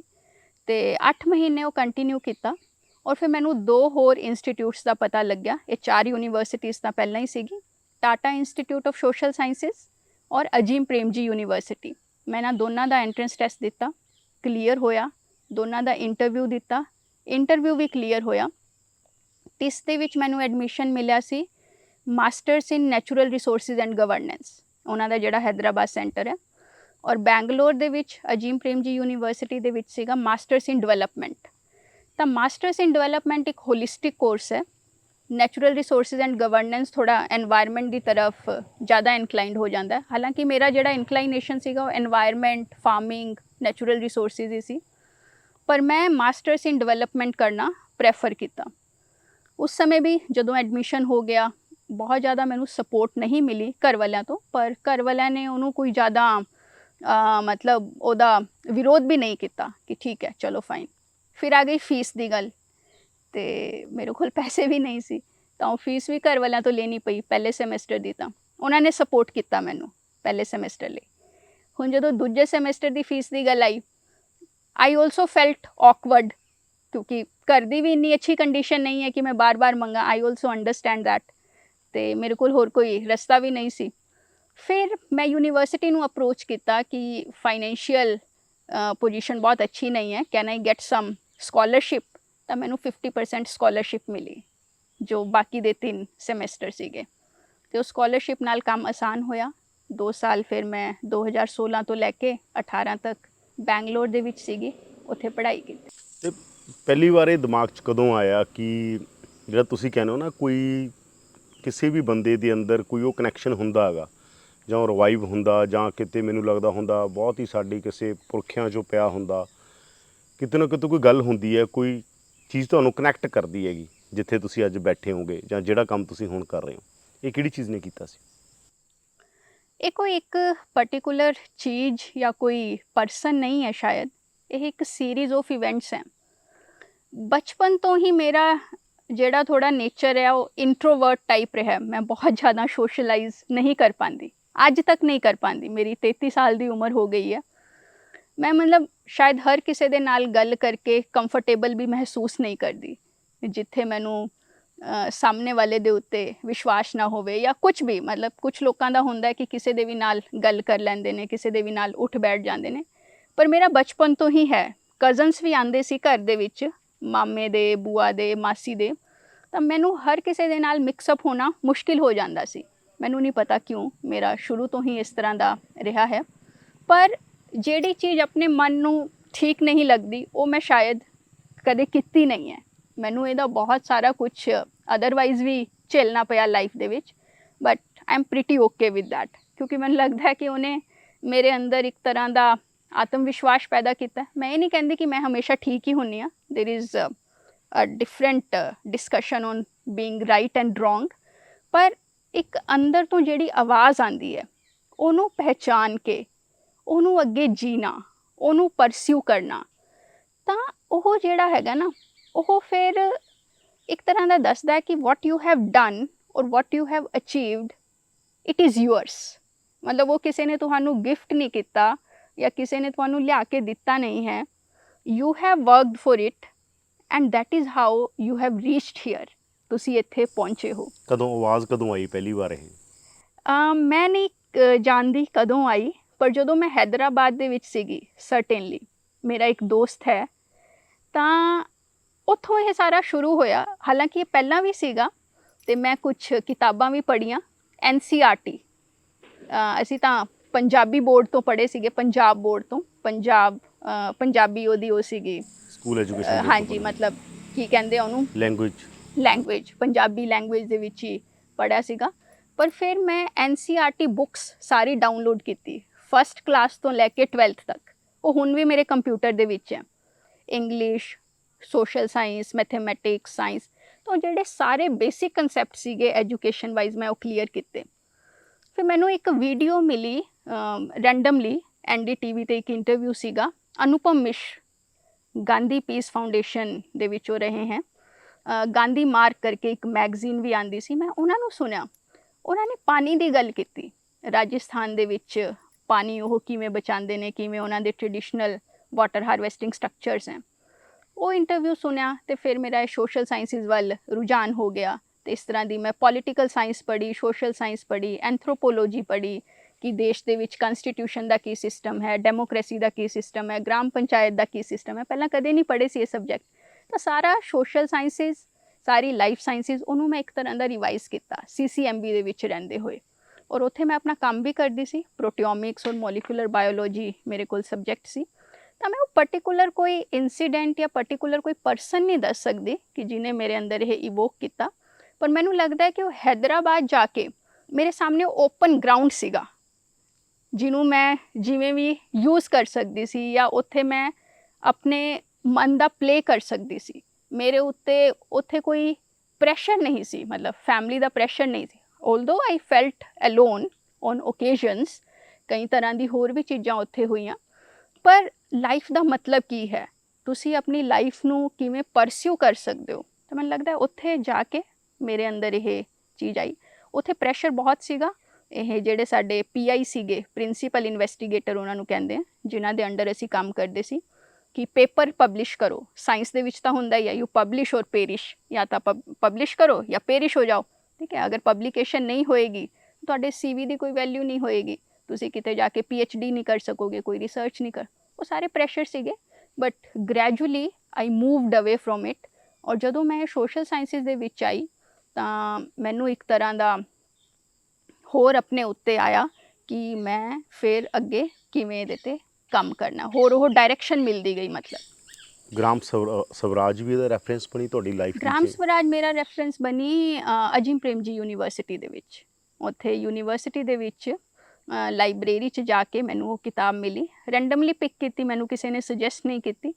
ਤੇ ਜਦੋਂ ਮੈਂ ਪੜ੍ਹੀ ਤਾਂ ਉਹਨੇ ਮੈਨੂੰ ਟਰਾਂਸਫਾਰਮ ਕੀਤਾ, ਕਾਫੀ ਅੰਦਰ ਤੱਕ ਟਰਾਂਸਫਾਰਮ ਕੀਤਾ। ਆਮ ਤੌਰ 'ਤੇ ਜਿਹੜੇ ਸਟੂਡੈਂਟ ਆ, ਆਮ ਤੌਰ ਦੇ ਉੱਤੇ ਜਾਂ ਤਾਂ ਉਹ ਲੈਫਟ ਹੋ ਜਾਂਦੇ ਨੇ ਜਾਂ ਰਾਈਟ ਹੋ ਜਾਂਦੇ ਨੇ। ਤੁਸੀਂ ਬੜਾ ਸੈਂਟਰ, ਮਤਲਬ ਆਮ ਜ਼ਿਆਦਾਤਰ ਮੈਂ ਦੇਖਦਾ ਗਾਂਧੀਅਨ ਹੋ ਜੇ ਸਟੂਡੈਂਟ ਬਹੁਤ ਘੱਟ ਦੇਖਿਆ ਮੈਂ ਮੇਰੀ ਲਾਈਫ ਦੇ ਐਕਸਪੀਰੀਅੰਸ 'ਚ ਮੈਂ ਜਾਂ ਤਾਂ ਲੋਕ ਲੈਫਟ ਹੁੰਦੇ ਦੇਖਿਆ ਜਾਂ ਰਾਈਟ ਹੁੰਦੇ ਦੇਖਿਆ। ਮੈਂ ਤੁਹਾਨੂੰ ਸੱਚ ਦੱਸਾਂ, ਮੈਨੂੰ ਅੱਜ ਤੱਕ ਸੈਂਟਰ ਤੇ ਬਹੁਤ ਲਾਸਟ ਏਜ 'ਚ ਆ ਕੇ ਬੰਦੇ ਸਮਝ ਕੇ ਫੇਰ ਕਿਤੇ ਸੈਂਟਰ 'ਚ ਆਉਂਦੇ। ਮੈਨੂੰ ਅੱਜ ਤੱਕ ਇਹ ਲੈਫਟ ਰਾਈਟ ਦਾ ਮਤਲਬ ਪਤਾ ਹੀ ਨਹੀਂ ਹੈ। ਮੈਂ CCMB ਦੇ ਵਿੱਚ ਰਹੀ, ਉੱਥੇ ਸ਼ਾਇਦ ਉਹ ਲੈਫਟਿਸਟ ਔਰ ਸੈਕੂਲਰ ਮਾਹੌਲ ਹੁੰਦਾ ਸੀ। ਇੱਥੇ ਮੈਂ ਉਮੇਂਦਰ ਜੀ ਦੇ ਕੋਲ ਆਈ, ਇੱਥੇ ਸ਼ਾਇਦ ਉਹ ਰਾਈਟ। ਮੈਂ ਕਦੇ ਉਸ ਤਰ੍ਹਾਂ ਸੋਚਿਆ ਹੀ ਨਹੀਂ ਲੈਫਟ ਰਾਈਟ ਔਰ ਸੈਂਟਰ ਵਾਲਾ, ਮੇਰੇ ਦਿਮਾਗ 'ਚ ਕਦੇ ਇਹ ਚੀਜ਼ ਆਈ ਨਹੀਂ। ਔਰ ਨਾ ਹੀ ਮੈਂ ਕਦੇ ਇਹ ਸੋਚਿਆ ਵੀ ਮੈਂ ਗਾਂਧੀਅਨ ਲਾਈਨ ਨੂੰ ਪਕੜਨਾ। ਮੈਂ ਗਾਂਧੀ ਜੀ ਨੂੰ ਐਪਰੀਸ਼ੀਏਟ ਕਰਦੀ ਹਾਂ, ਉਹਨਾਂ ਨੂੰ ਬਹੁਤ ਰਿਗਾਰਡ ਕਰਦੀ ਹਾਂ ਮਨ ਦੇ ਵਿੱਚ, ਪਰ I don't say myself as a Gandhian. ਮੈਂ ਮਤਲਬ ਰਿਜਿਡ ਨਹੀਂ ਹਾਂ ਕਿ ਉਹ ਐਸਾ ਹੀ ਹੋਣਾ ਚਾਹੀਦਾ ਹੈ ਕਿ ਇਹ ਚੀਜ਼ ਸੈੱਟ ਹੋ ਗਈ। ਲਾਈਫ ਦੇ ਵਿੱਚ ਜੋ ਵੀ ਚੀਜ਼ਾਂ ਹੁੰਦੀਆਂ, nothing is permanent, everything is temporary. ਮੈਂ ਬਿਲੀਵ ਕਰਦੀ ਹਾਂ ਉਹਦੇ ਵਿੱਚ। ਕੋਈ ਵੀ ਚੀਜ਼ ਹੈ ਉਹ ਕੁਝ ਪਰਟੀਕੂਲਰ ਟਾਈਮ ਦੇ ਲਈ ਰਹਿੰਦੀ ਹੈ, ਅੱਛੀ ਚੀਜ਼ ਹੈ, ਬੁਰੀ ਚੀਜ਼ ਹੈ, and then we keep moving in our life. ਤਾਂ ਸਾਨੂੰ ਕਿਤੋਂ ਕੋਈ ਡਾਇਰੈਕਸ਼ਨ ਮਿਲਦੀ ਹੈ, ਕਿਤੋਂ ਕੋਈ ਪੋਜ਼ਿਟਿਵਿਟੀ ਮਿਲਦੀ ਹੈ, ਅਸੀਂ ਉਹਦੇ 'ਤੇ ਵੱਧਦੇ ਹਾਂ। ਪਰ ਮੈਨੂੰ ਨਹੀਂ ਲੱਗਦਾ ਕਿ ਮੈਂ ਕਿਸੇ ਇੱਕ ਚੀਜ਼ 'ਤੇ ਸਟ੍ਰਿਕਟ ਕਰਦੀ ਹਾਂ, ਕਿਉਂਕਿ ਜਿਹੜਾ ਮਨ ਹੈ ਉਹ ਫਲੈਕਸੀਬਲ ਹੈ। ਹਾਂ, ਪਰ ਮਨ ਦੇ ਵਿੱਚ ਇਹ ਨਹੀਂ ਹੋਣਾ ਚਾਹੀਦਾ ਕਿ ਅੱਜ ਅਸੀਂ ਕੋਈ ਦੂਜਾ ਕੰਮ ਕਰ ਰਹੇ ਹਾਂ ਤੇ ਕੱਲ੍ਹ ਨੂੰ ਕਿਤੇ ਹੋਰ ਹੀ ਬਹੁਤ ਐਕਸਟ੍ਰੀਮ ਹੋ ਜਾਈਏ। I am not talking in that sense, ਪਰ I am not restricted to any particular theory or person. I would clear that. ਪਰ ਗਾਂਧੀ ਬਾਰੇ ਕਿਹਾ ਜਾਂਦਾ ਹੈਗਾ ਕਿ ਗਾਂਧੀ ਨੇ ਇੰਨਾ ਜ਼ਿਆਦਾ ਲਿਖਿਆ ਕਿ ਉਹਨਾਂ ਨੂੰ ਕਿਸੇ ਵੀ ਖਾਕੇ 'ਚ ਫਿੱਟ ਕਰਨਾ ਤੇ ਉਹਨਾਂ ਨੂੰ ਸਾਰੇ ਫਿੱਟ ਕਰ ਲੈਂਦੇ ਨੇ। ਗਾਂਧੀ ਨੂੰ ਜਿੱਥੇ ਲੈਫਟ ਨੂੰ ਠੀਕ ਲੱਗਦਾ ਹੈਗਾ, ਤੁਹਾਨੂੰ ਪਤਾ ਲੈਨਨ ਤੇ ਗਾਂਧੀ 'ਚ ਸੰਵਾਦ ਵੀ ਹੈਗਾ ਹੈ ਨਾ, ਅਤੇ ਗਾਂਧੀ ਰਾਈਟ ਦੇ ਵੀ ਰਾਈਟ ਵੀ ਉਹਨਾਂ ਨੂੰ ਸੈਲੀਬ੍ਰੇਟ ਕਰ ਲੈਂਦਾ ਇੱਕ ਹੱਦ ਤੱਕ ਜਾ ਕੇ, ਹੈ ਨਾ। ਜਦੋਂ ਕਾਸਟ ਦੇ ਕੁਐਸਚਨ 'ਤੇ ਬਹੁਤ ਸਾਰੇ ਪੂਨਾ ਪੈਕਟ ਦੇ ਟਾਈਮ ਜੇ ਤੁਸੀਂ ਥੋੜ੍ਹਾ ਬਹੁਤਾ ਚੀਜ਼ਾਂ ਪੜ੍ਹੀਆਂ ਹੋਣ, ਫਿਰ ਗਾਂਧੀ ਐਂਡ ਤੇ ਆ ਕੇ ਨੱਥੂਰਾਮ ਗੋਡਸੇ ਵਰਸਸ ਗਾਂਧੀ ਹੋ ਜਾਂਦਾ ਹੈਗਾ। ਗਾਂਧੀ ਨੂੰ ਮੈਂ ਕਿਹਾ ਰਾਈਟ ਵੀ ਕਰ ਲੈਂਦਾ, ਗਾਂਧੀ ਨੂੰ ਲੈਫਟ ਵੀ ਕਿਤੇ ਉਹ ਕਰ ਲੈਂਦਾ ਹੈਗਾ, ਗਾਂਧੀ ਨੂੰ ਸੈਂਟਰ ਵਾਲੇ ਵੀ ਆਪਣੇ ਤਰੀਕੇ ਨਾਲ ਵਰਤ ਲੈਂਦੇ ਨੇ। ਤੁਹਾਨੂੰ ਕੀ ਲੱਗਦਾ ਗਾਂਧੀ ਲੈਫਟ ਸੀ ਜਾਂ ਰਾਈਟ ਸੀ ਜਾਂ ਸੈਂਟਰ ਸੀ? ਮੈਨੂੰ ਨਹੀਂ ਪਤਾ, ਮੈਂ ਕਦੇ ਇਸ ਤਰ੍ਹਾਂ ਸੋਚਿਆ ਨਹੀਂ। ਮੈਂ ਗਾਂਧੀ ਜੀ ਨੂੰ ਜਿਹੜਾ ਐਪਰੀਸ਼ੀਏਟ ਕਰਦੀ ਹਾਂ, ਉਹ ਉਹਨਾਂ ਦੀ ਮੂਲ ਭਾਵਨਾ ਭਾਰਤ ਨੂੰ ਲੈ ਕੇ, ਭਾਰਤ ਦੇ ਪਿੰਡਾਂ ਨੂੰ ਲੈ ਕੇ, ਔਰ ਭਾਰਤ ਦਾ ਜਿਹੜਾ ਸਾਧਾਰਨ ਵਿਅਕਤੀ ਹੈ, ਕਿਸਾਨ ਹੈ, ਕਾਰੀਗਰ ਹੈ, ਕਾਰੀਗਰੀਆਂ ਹੈ, ਪਿੰਡਾਂ ਦਾ ਕੀ ਸਟਰਕਚਰ ਹੈ, ਮੈਂ ਉਹਨਾਂ ਦਾ ਉਹ ਜਿਹੜਾ ਪਕਸ਼ ਹੈ, ਉਹ ਜਿਹੜਾ ਉਹਨਾਂ ਦਾ ਪਰਸਪੈਕਟਿਵ ਹੈ, ਉਹਨੂੰ ਐਪਰੀਸ਼ੀਏਟ ਕਰਦੀ ਹਾਂ, ਉਹਨੂੰ ਚੈਰਿਸ਼ ਕਰਦੀ ਹਾਂ। ਔਰ ਇਹ left right centre, Lenin, Marx, I don't get into that, मतलब I keep away from it. क्यों? I don't know, I never got into that. मतलब मैं कदे उस तरह ਉਹਦੇ ਵਿੱਚ ਗਈ ਨਹੀਂ, ਔਰ ਮੈਂ ਬਹੁਤ ਜ਼ਿਆਦਾ ਪੜ੍ਹਿਆ ਵੀ ਨਹੀਂ। ਹਾਲਾਂਕਿ ਸਾਡੀ ਯੂਨੀਵਰਸਿਟੀ ਦੇ ਵਿੱਚ ਇਹ ਸਾਰੀਆਂ ਚੀਜ਼ਾਂ ਪੜ੍ਹਾਈ ਜਾਂਦੀ ਸੀ, ਪਰ ਠੀਕ ਹੈ, ਮੈਂ ਉਹਨੂੰ ਇੱਕ ਕੋਰਸ ਦੀ ਤਰ੍ਹਾਂ, ਇੱਕ ਅਸਾਈਨਮੈਂਟ ਦੀ ਤਰ੍ਹਾਂ ਲਿੱਤਾ, ਪਰ ਮੈਂ ਪਰਸਨਲੀ ਉਹਦੇ ਵਿੱਚ ਕਦੇ ਆਪਣਾ ਟਾਈਮ ਔਰ ਐਨਰਜੀ ਇਨਵੈਸਟ ਨਹੀਂ ਕੀਤੀ। ਇਹ ਜਿਹੜਾ ਮੈਨੂੰ ਗਾਂਧੀ ਜੀ ਤੋਂ ਭਾਰਤ ਦੇ ਪਿੰਡਾਂ ਬਾਰੇ ਡਾਇਰੈਕਸ਼ਨ ਮਿਲੀ, ਬੁਨਿਆਦੀ ਸਿੱਖਿਆ ਦੀ ਜਿਹੜੀ ਉਹ ਗੱਲ ਕਰਦੇ ਆ ਕਿ ਜਿਹੜੀ ਐਜੂਕੇਸ਼ਨ ਹੈ ਉਹ ਸਿਰਫ ਸਕੂਲ ਕਾਲਜ ਦੇ ਵਿੱਚ ਨਹੀਂ ਹੈ। ਜਿਹੜੇ ਸਾਡੇ ਪੁਸ਼ਤੈਨੀ ਕਾਰੋਬਾਰ ਹੁੰਦੇ ਸੀਗੇ, ਕੋਈ ਜੁਲਾਹਾ ਹੈ, ਕੋਈ ਕੁਮਹਾਰ ਹੈ, ਠੀਕ ਹੈ ਨਾ, ਕੋਈ ਕਲਾਕਾਰ ਹੈ, ਕੋਈ ਕੁਛ ਹੈ, ਉਹ ਕਿਵੇਂ ਆਪਣੀ ਅਗਲੀ ਪੀੜ੍ਹੀ ਨੂੰ ਉਹ ਸਾਰੀ ਨੌਲੇਜ, ਸਾਰੀ ਵਿਜ਼ਡਮ ਔਰ ਸਕਿੱਲ ਟਰਾਂਸਫਰ ਕਰਦਾ ਸੀ, ਔਰ ਕਿਵੇਂ ਇਹ ਸਾਡਾ ਸਿਸਟਮ ਡਿਟੀਰੀਓਰੇਟ ਹੋਇਆ ਹੈ, ਕਿਵੇਂ ਇਹਦੇ ਵਿੱਚ ਬਦਲਾਵ ਆਇਆ ਹੈ। ਤਾਂ ਮੈਂ ਉਹਨੂੰ ਅੱਜ ਦੇ ਸਮੇਂ ਨਾਲ ਜੋੜਦੀ ਹਾਂ। ਔਰ ਮੈਂ ਪੰਜਾਬ ਤੋਂ ਬਿਲੋਂਗ ਕਰਦੀ ਹਾਂ, ਮੇਰੀ ਭਾਸ਼ਾ ਪੰਜਾਬੀ ਹੈ। ਹਾਲਾਂਕਿ ਸਾਡੇ ਘਰ ਦੇ ਵਿੱਚ ਇਹ ਭਾਸ਼ਾ ਨਹੀਂ ਬੋਲੀ ਜਾਂਦੀ, ਅਸੀਂ ਪੰਜਾਬੀ, ਹਰਿਆਣਵੀ ਔਰ ਹਿੰਦੀ ਦਾ ਮਿਕਸਚਰ ਜਿਹਾ ਬੋਲਦੇ ਹਾਂ। ਸਾਡੀ ਭਾਸ਼ਾ ਉਹ ਪੁਆਧੀ ਕਹਿ ਦਿੰਦੇ ਆ, ਅੰਬਾਲਾ, ਚੰਡੀਗੜ੍ਹ, ਪਟਿਆਲਾ ਵਾਲੇ ਇਲਾਕੇ ਦੀ। ਇੱਥੇ ਆ ਕੇ ਹੀ ਪਹਿਲੀ ਵਾਰ ਮੈਂ ਇਸ ਤਰ੍ਹਾਂ ਦੀ ਪ੍ਰੋਪਰ ਪੰਜਾਬੀ ਬੋਲਣੀ ਸ਼ੁਰੂ ਕੀਤੀ। ਹਾਲਾਂਕਿ ਮੈਂ ਲਿਖ ਲੈਂਦੀ ਹਾਂ, ਪੜ੍ਹ ਲੈਂਦੀ ਹਾਂ ਪੰਜਾਬੀ, ਕਿਉਂਕਿ ਪੰਜਾਬੀ ਮੀਡੀਅਮ ਹੀ ਸੀਗਾ ਮੇਰਾ। ਅਤੇ ਉਹ ਜਿਹੜਾ ਗਾਂਧੀ ਜੀ ਦਾ ਪਕਸ਼ ਹੈ ਕਿ ਭਾਰਤ ਦੇ ਪਿੰਡਾਂ ਦੀ ਕੀ ਮਹੱਤਤਾ ਹੈ, ਕੀ ਜਾਨ ਹੈ, ਔਰ ਭਾਰਤ ਪਿੰਡਾਂ ਦਾ ਦੇਸ਼ ਹੈ। ਅਜੇ ਵੀ 65 to 70% ਜਿਹੜੀ ਸਾਡੀ ਪੋਪੂਲੇਸ਼ਨ ਹੈ ਉਹ ਪਿੰਡਾਂ ਦੇ ਵਿੱਚ ਹੈ, ਔਰ ਪਿੰਡ ਦੇ ਲੋਕ ਹੀ ਪ੍ਰੋਡਿਊਸਰ ਹੈ, ਪ੍ਰੋਸੈਸਰ ਹੈ। ਹਾਂ, ਵੱਡੀ ਇੰਡਸਟਰੀਜ਼ ਅਲੱਗ ਚੀਜ਼ ਹੋ ਗਈ, ਪਰ ਜਿਹੜਾ ਮਨੁੱਖ ਦੇ ਹੱਥ ਨੇ ਕੰਮ ਕਰਨਾ, ਉਹ ਕਹਿੰਦੇ ਨਾ, not mass production but production by masses. ਮਤਲਬ ਸਾਡੇ ਕੋਲ ਭਾਰਤ ਦੀ ਇਹ ਖੂਬਸੂਰਤੀ ਹੈ ਕਿ ਸਾਡੇ ਕੋਲ ਬਹੁਤ ਸਾਰੇ ਹੱਥ ਹੈ ਕੰਮ ਕਰਨ ਵਾਲੇ। ਈਲਾਬੇਨ ਭੱਟ ਹੋਏ ਹੈ ਸੇਵਾ ਵਾਲੇ, ਸੈਲਫ ਐਮਪਲੋਇਡ ਵਿਮਨਸ ਐਸੋਸੀਏਸ਼ਨ ਗੁਜਰਾਤ ਦੇ ਵਿੱਚ। ਹੁਣ ਤਾਂ ਉਹ ਨਹੀਂ ਰਹੇ, ਉਹਨਾਂ ਦੀ ਥੋੜ੍ਹੇ ਟਾਈਮ ਪਹਿਲਾਂ ਹੀ ਡੈਥ ਹੋਈ ਹੈ। ਉਹਨਾਂ ਦੀ ਇੱਕ ਕਿਤਾਬ ਹੈ, ਵੀ ਆਰ ਪੂਅਰ ਬਟ ਸੋ ਮੈਨੀ। ਅਸੀਂ ਗਰੀਬ ਹਾਂ ਪਰ ਅਸੀਂ ਬਹੁਤ ਸਾਰੇ ਹਾਂ ਗਿਣਤੀ ਦੇ ਵਿੱਚ, ਤਾਂ ਇਹ ਸਾਡੀ ਤਾਕਤ ਹੈ। ਤਾਂ ਇਹ ਜਦੋਂ ਮੈਂ ਇੱਥੇ ਪੰਜਾਬ ਦੇ ਵਿੱਚ ਪਿੰਡਾਂ ਦੇ ਵਿੱਚ ਆ ਕੇ ਦੇਖਿਆ, ਤਾਂ ਮੈਨੂੰ ਇਹ ਸਾਰੀਆਂ ਚੀਜ਼ਾਂ ਕਨੈਕਟ ਹੋਈ। ਅਸੀਂ ਪੜ੍ਹੇ ਲਿਖੇ ਲੋਕ ਬਾਹਰੋਂ ਬਹੁਤ ਫੈਂਸੀ ਆਈਡੀਆਜ਼ ਲੈ ਕੇ ਆਉਂਦੇ ਹਾਂ ਕਿ ਠੀਕ ਹੈ, ਫਾਰਮਿੰਗ ਇਸ ਤਰ੍ਹਾਂ ਦੀ ਹੋਏਗੀ, ਅਸੀਂ ਕੋਈ ਕੋਆਪਰੇਟਿਵ ਬਣਾਵਾਂਗੇ, ਕੋਈ ਸੈਲਫ ਹੈਲਪ ਗਰੁੱਪ ਬਣਾਵਾਂਗੇ। ਪਰ ਜਦੋਂ ਪਿੰਡਾਂ ਦੇ ਵਿੱਚ ਉਤਰਦੇ ਆ ਨਾ, ਤਾਂ ਫਿਰ ਉਹ ਚੀਜ਼ਾਂ ਸਮਝ 'ਚ ਆਉਂਦੀਆਂ ਕਿ ਇਹਨਾਂ ਦੇ ਕੋਲ ਕੀ ਤਾਕਤ ਹੈ। ਜਿਹੜਾ ਸਾਡਾ ਸਧਾਰਨ ਵਿਅਕਤੀ ਹੈ, ਜਿਹਦੇ ਕੋਲ ਇਹ ਫਾਰਮਲ ਐਜੂਕੇਸ਼ਨ ਨਹੀਂ ਹੋਏਗੀ, ਪਰ ਉਹਦੇ ਕੋਲ ਲਾਈਫ ਦੀ ਐਜੂਕੇਸ਼ਨ ਹੈ। ਹੁਣ ਆਪਾਂ ਪੰਜਾਬ ਦੀ ਅਗਰ ਗੱਲ ਕਰੀਏ ਥੋੜ੍ਹੀ ਜਿਹੀ, ਉਹਨਾਂ ਕੋਲ ਬਹੁਤ ਵਿਜ਼ਡਮ ਆ ਸਰ, ਵਿਜ਼ਡਮ ਹੈ, ਔਰ ਇੱਕ ਲਾਈਫ ਦੇ ਵਿੱਚ ਸਹਿਜ ਕਿਵੇਂ ਰਹਿਣਾ। ਅੱਜ ਕੱਲ੍ਹ ਸਾਡੇ ਵਰਗੇ ਲੋਕਾਂ ਨੂੰ ਤਾਂ ਗੁੱਸਾ ਬਹੁਤ ਜਲਦੀ ਆ ਜਾਂਦਾ, ਅਸੀਂ ਇਰੀਟੇਟ ਵੀ ਬਹੁਤ ਜਲਦੀ ਹੋ ਜਾਂਦੇ ਹਾਂ, ਬਿਕੋਜ਼ ਸਾਡੇ ਮਨ ਦੇ ਵਿੱਚ ਕੁਝ ਸੈੱਟ ਟਾਰਗੇਟ ਹੁੰਦੇ ਆ। ਜਦੋਂ ਟਾਰਗੇਟ ਮੀਟ ਨਹੀਂ ਹੁੰਦੇ, ਜਦੋਂ ਐਕਸਪੈਕਟੇਸ਼ਨ ਪੂਰੀ ਨਹੀਂ ਹੁੰਦੀ, ਤਾਂ ਫਰਸਟ੍ਰੇਸ਼ਨ ਆਉਂਦੀ ਹੈ। ਪਰ ਸਾਡੇ ਇੱਕ ਵੀਵਰ ਹੈ ਜਲੰਧਰ ਤੋਂ, ਪਿੰਡ ਹੈ ਇਹ ਫਗਵਾੜਾ ਦੇ ਕੋਲ ਪਿੰਡ ਹੈ ਉਹਨਾਂ ਦਾ, ਉੱਥੇ ਰੰਗਲਾ ਪੰਜਾਬ ਹਵੇਲੀ ਹੈ। ਉਹਨਾਂ ਦਾ ਨਾਮ ਹੈ ਰੌਣਕੀ ਰਾਮ, 72-73 ਸਾਲ ਦੀ ਉਮਰ ਹੋਏਗੀ, ਅਤੇ ਜੁਲਾਹਾ ਫੈਮਿਲੀ ਤੋਂ ਹੈ, ਰਾਮਦਾਸੀਏ ਸਿੱਖ ਹੈ। ਉਹ ਕਹਿੰਦੇ ਨੇ ਬਈ ਇਹ ਜਿਹੜਾ ਖੱਡੀ ਦਾ ਕੰਮ ਹੈ ਨਾ, ਇਹ ਪ੍ਰਭੂ ਦਾ ਕੰਮ ਹੈ। ਉਹਨਾਂ ਨੇ ਮਤਲਬ ਆਪਣੇ ਆਪ ਨੂੰ ਸਤਿਗੁਰੂ ਦੇ ਸਮਰਪਿਤ ਕੀਤਾ ਹੋਇਆ। ਵੀ ਜਿਹੜਾ ਉਹਨੇ ਕਰਨਾ ਹੈ, ਅਸੀਂ ਤਾਂ ਉਹਦੇ ਹਿਸਾਬ ਨਾਲ ਹੀ ਚੱਲਾਂਗੇ। ਪਰ ਸਾਡੀ ਵਰਗੀ ਜਨਰੇਸ਼ਨ ਦੀ ਪ੍ਰੋਬਲਮ ਹੈ ਕਿ ਅਸੀਂ ਪਰਮਾਤਮਾ ਕਹਿ ਲਓ, ਕੁਦਰਤ ਕਹਿ ਲਓ, ਜਾਂ ਕੋਈ ਸੁਪਰੀਮ ਪਾਵਰ ਤਾਂ ਹੈ ਨਾ ਜਿਹੜੀ ਸਾਨੂੰ ਚਲਾਉਂਦੀ ਹੈ, ਅਸੀਂ ਆਪਣੇ ਆਪ ਨੂੰ ਸਰੈਂਡਰ ਨਹੀਂ ਕਰ ਪਾਉਂਦੇ। ਅਸੀਂ ਬਹੁਤ ਸਾਰੀਆਂ ਚੀਜ਼ਾਂ ਆਪਣੇ ਕੰਟਰੋਲ 'ਚ ਰੱਖਣਾ ਚਾਹੁੰਦੇ ਹਾਂ।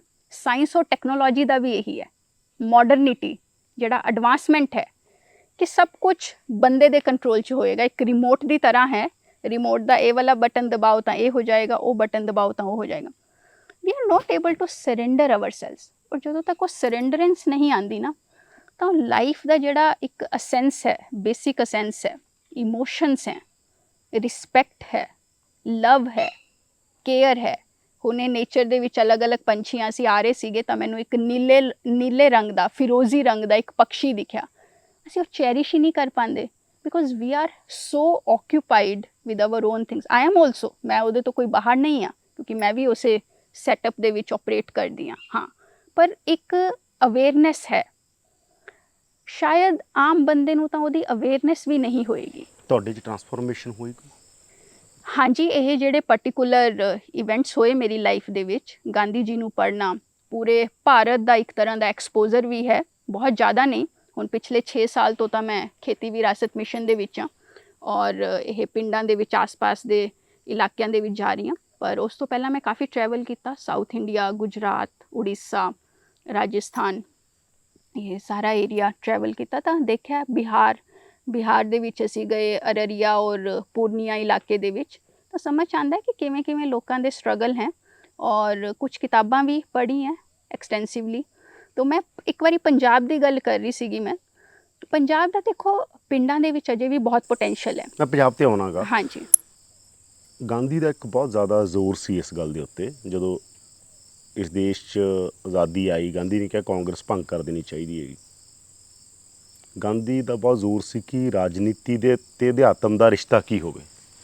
ਜੇ ਰਾਜਨੀਤੀ ਦਾ ਰਿਸ਼ਤਾ ਕੋਈ ਅਧਿਆਤਮ ਨਾਲ ਹੋਊਗਾ ਤਾਂ ਰਾਜਨੀਤੀ ਟਰੈਕ 'ਤੇ ਰਹੂਗੀ। ਅਸੀਂ ਉਸ ਵਕਤ ਤੋਂ ਬਾਅਦ ਇਸ ਦੇਸ਼ ਦੀ ਰਾਜਨੀਤੀ ਦੇਖੀ, ਅਸੀਂ ਕਾਂਗਰਸ ਵੀ ਦੇਖੀ, ਬੀਜੇਪੀ ਵੀ ਦੇਖੀ।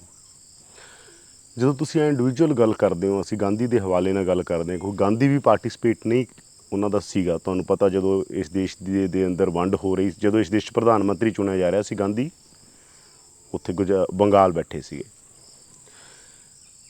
ਤੁਹਾਨੂੰ ਲੱਗਦਾ ਗਾ ਕਿ ਕੋਈ ਵੱਡੀ ਟਰਾਂਸਫੋਰਮੇਸ਼ਨ ਕਿਸੇ ਵੀ, ਜਦੋਂ ਤੱਕ ਕੋਈ ਪੋਲੀਟੀਕਲ ਪੁਸ਼ ਨਹੀਂ ਹੋਊਗਾ ਉਹਦੇ 'ਚ, ਜਿਹਦੋਂ ਤੁਸੀਂ ਨੇਗੇਟ ਕਰਦੇ ਹੋ ਜਿਹੜੀ ਰਾਜਨੀਤੀ ਨੂੰ ਕਿ ਨਹੀਂ, ਨਾ ਮੈਂ ਲੈਫਟ ਹਾਂ ਨਾ ਮੈਂ ਰਾਈਟ ਹਾਂ, ਨਾ ਇਹ ਚੀਜ਼ਾਂ ਮੈਨੂੰ ਨਹੀਂ ਪਤਾ ਕੀ ਕਰਨਗੀਆਂ। ਇੱਕ ਆਪਣੇ ਲੈਵਲ 'ਤੇ ਸਾਨੂੰ ਇੱਕ ਚੀਜ਼ਾਂ ਦੀ ਟਰਾਂਸਫੋਰਮੇਸ਼ਨ ਕਰਨ ਦੀ ਲੋੜ ਆ, ਆਪ ਨੂੰ ਵੀ ਬਦਲਣ ਦੀ ਲੋੜ ਆ, ਸਮਾਜ ਵੀ ਤਾਂ ਹੀ ਬਦਲੂਗਾ। ਇੱਕ ਆਈਡੀਆ ਇਹ ਹੈਗਾ ਕਿ ਤੁਸੀਂ ਜਿੰਨਾ ਮਰਜ਼ੀ ਬਦਲ ਲਓ, ਕੋਸ਼ਿਸ਼ ਕਰ ਲਓ, ਇਹ ਕੁਛ ਨਹੀਂ ਬਦਲੇਗਾ ਜਦੋਂ ਤੱਕ ਜਿਹੜਾ ਸਿਸਟਮ ਹੈਗਾ ਉਹ ਪੋਲੀਟੀਕਲ ਲੋਕਾਂ ਕੋਲ ਆ, ਉਹ ਇੱਕ ਸੱਤਾ ਕੋਲ ਆ, ਵੱਖ-ਵੱਖ ਤਰ੍ਹਾਂ ਦੀ ਜਿਹੜੀ, ਜਦੋਂ ਤੱਕ ਉੱਥੇ ਉਹ ਆਈਡੀਆ ਪੁਸ਼ ਨਹੀਂ ਹੋਏਗਾ ਜਾਂ ਉਹ ਟਰਾਂਸਫੋਰਮੇਸ਼ਨ ਲਈ ਸੋਚੇਗਾ ਤਾਂ ਨਹੀਂ ਹੋਏਗਾ।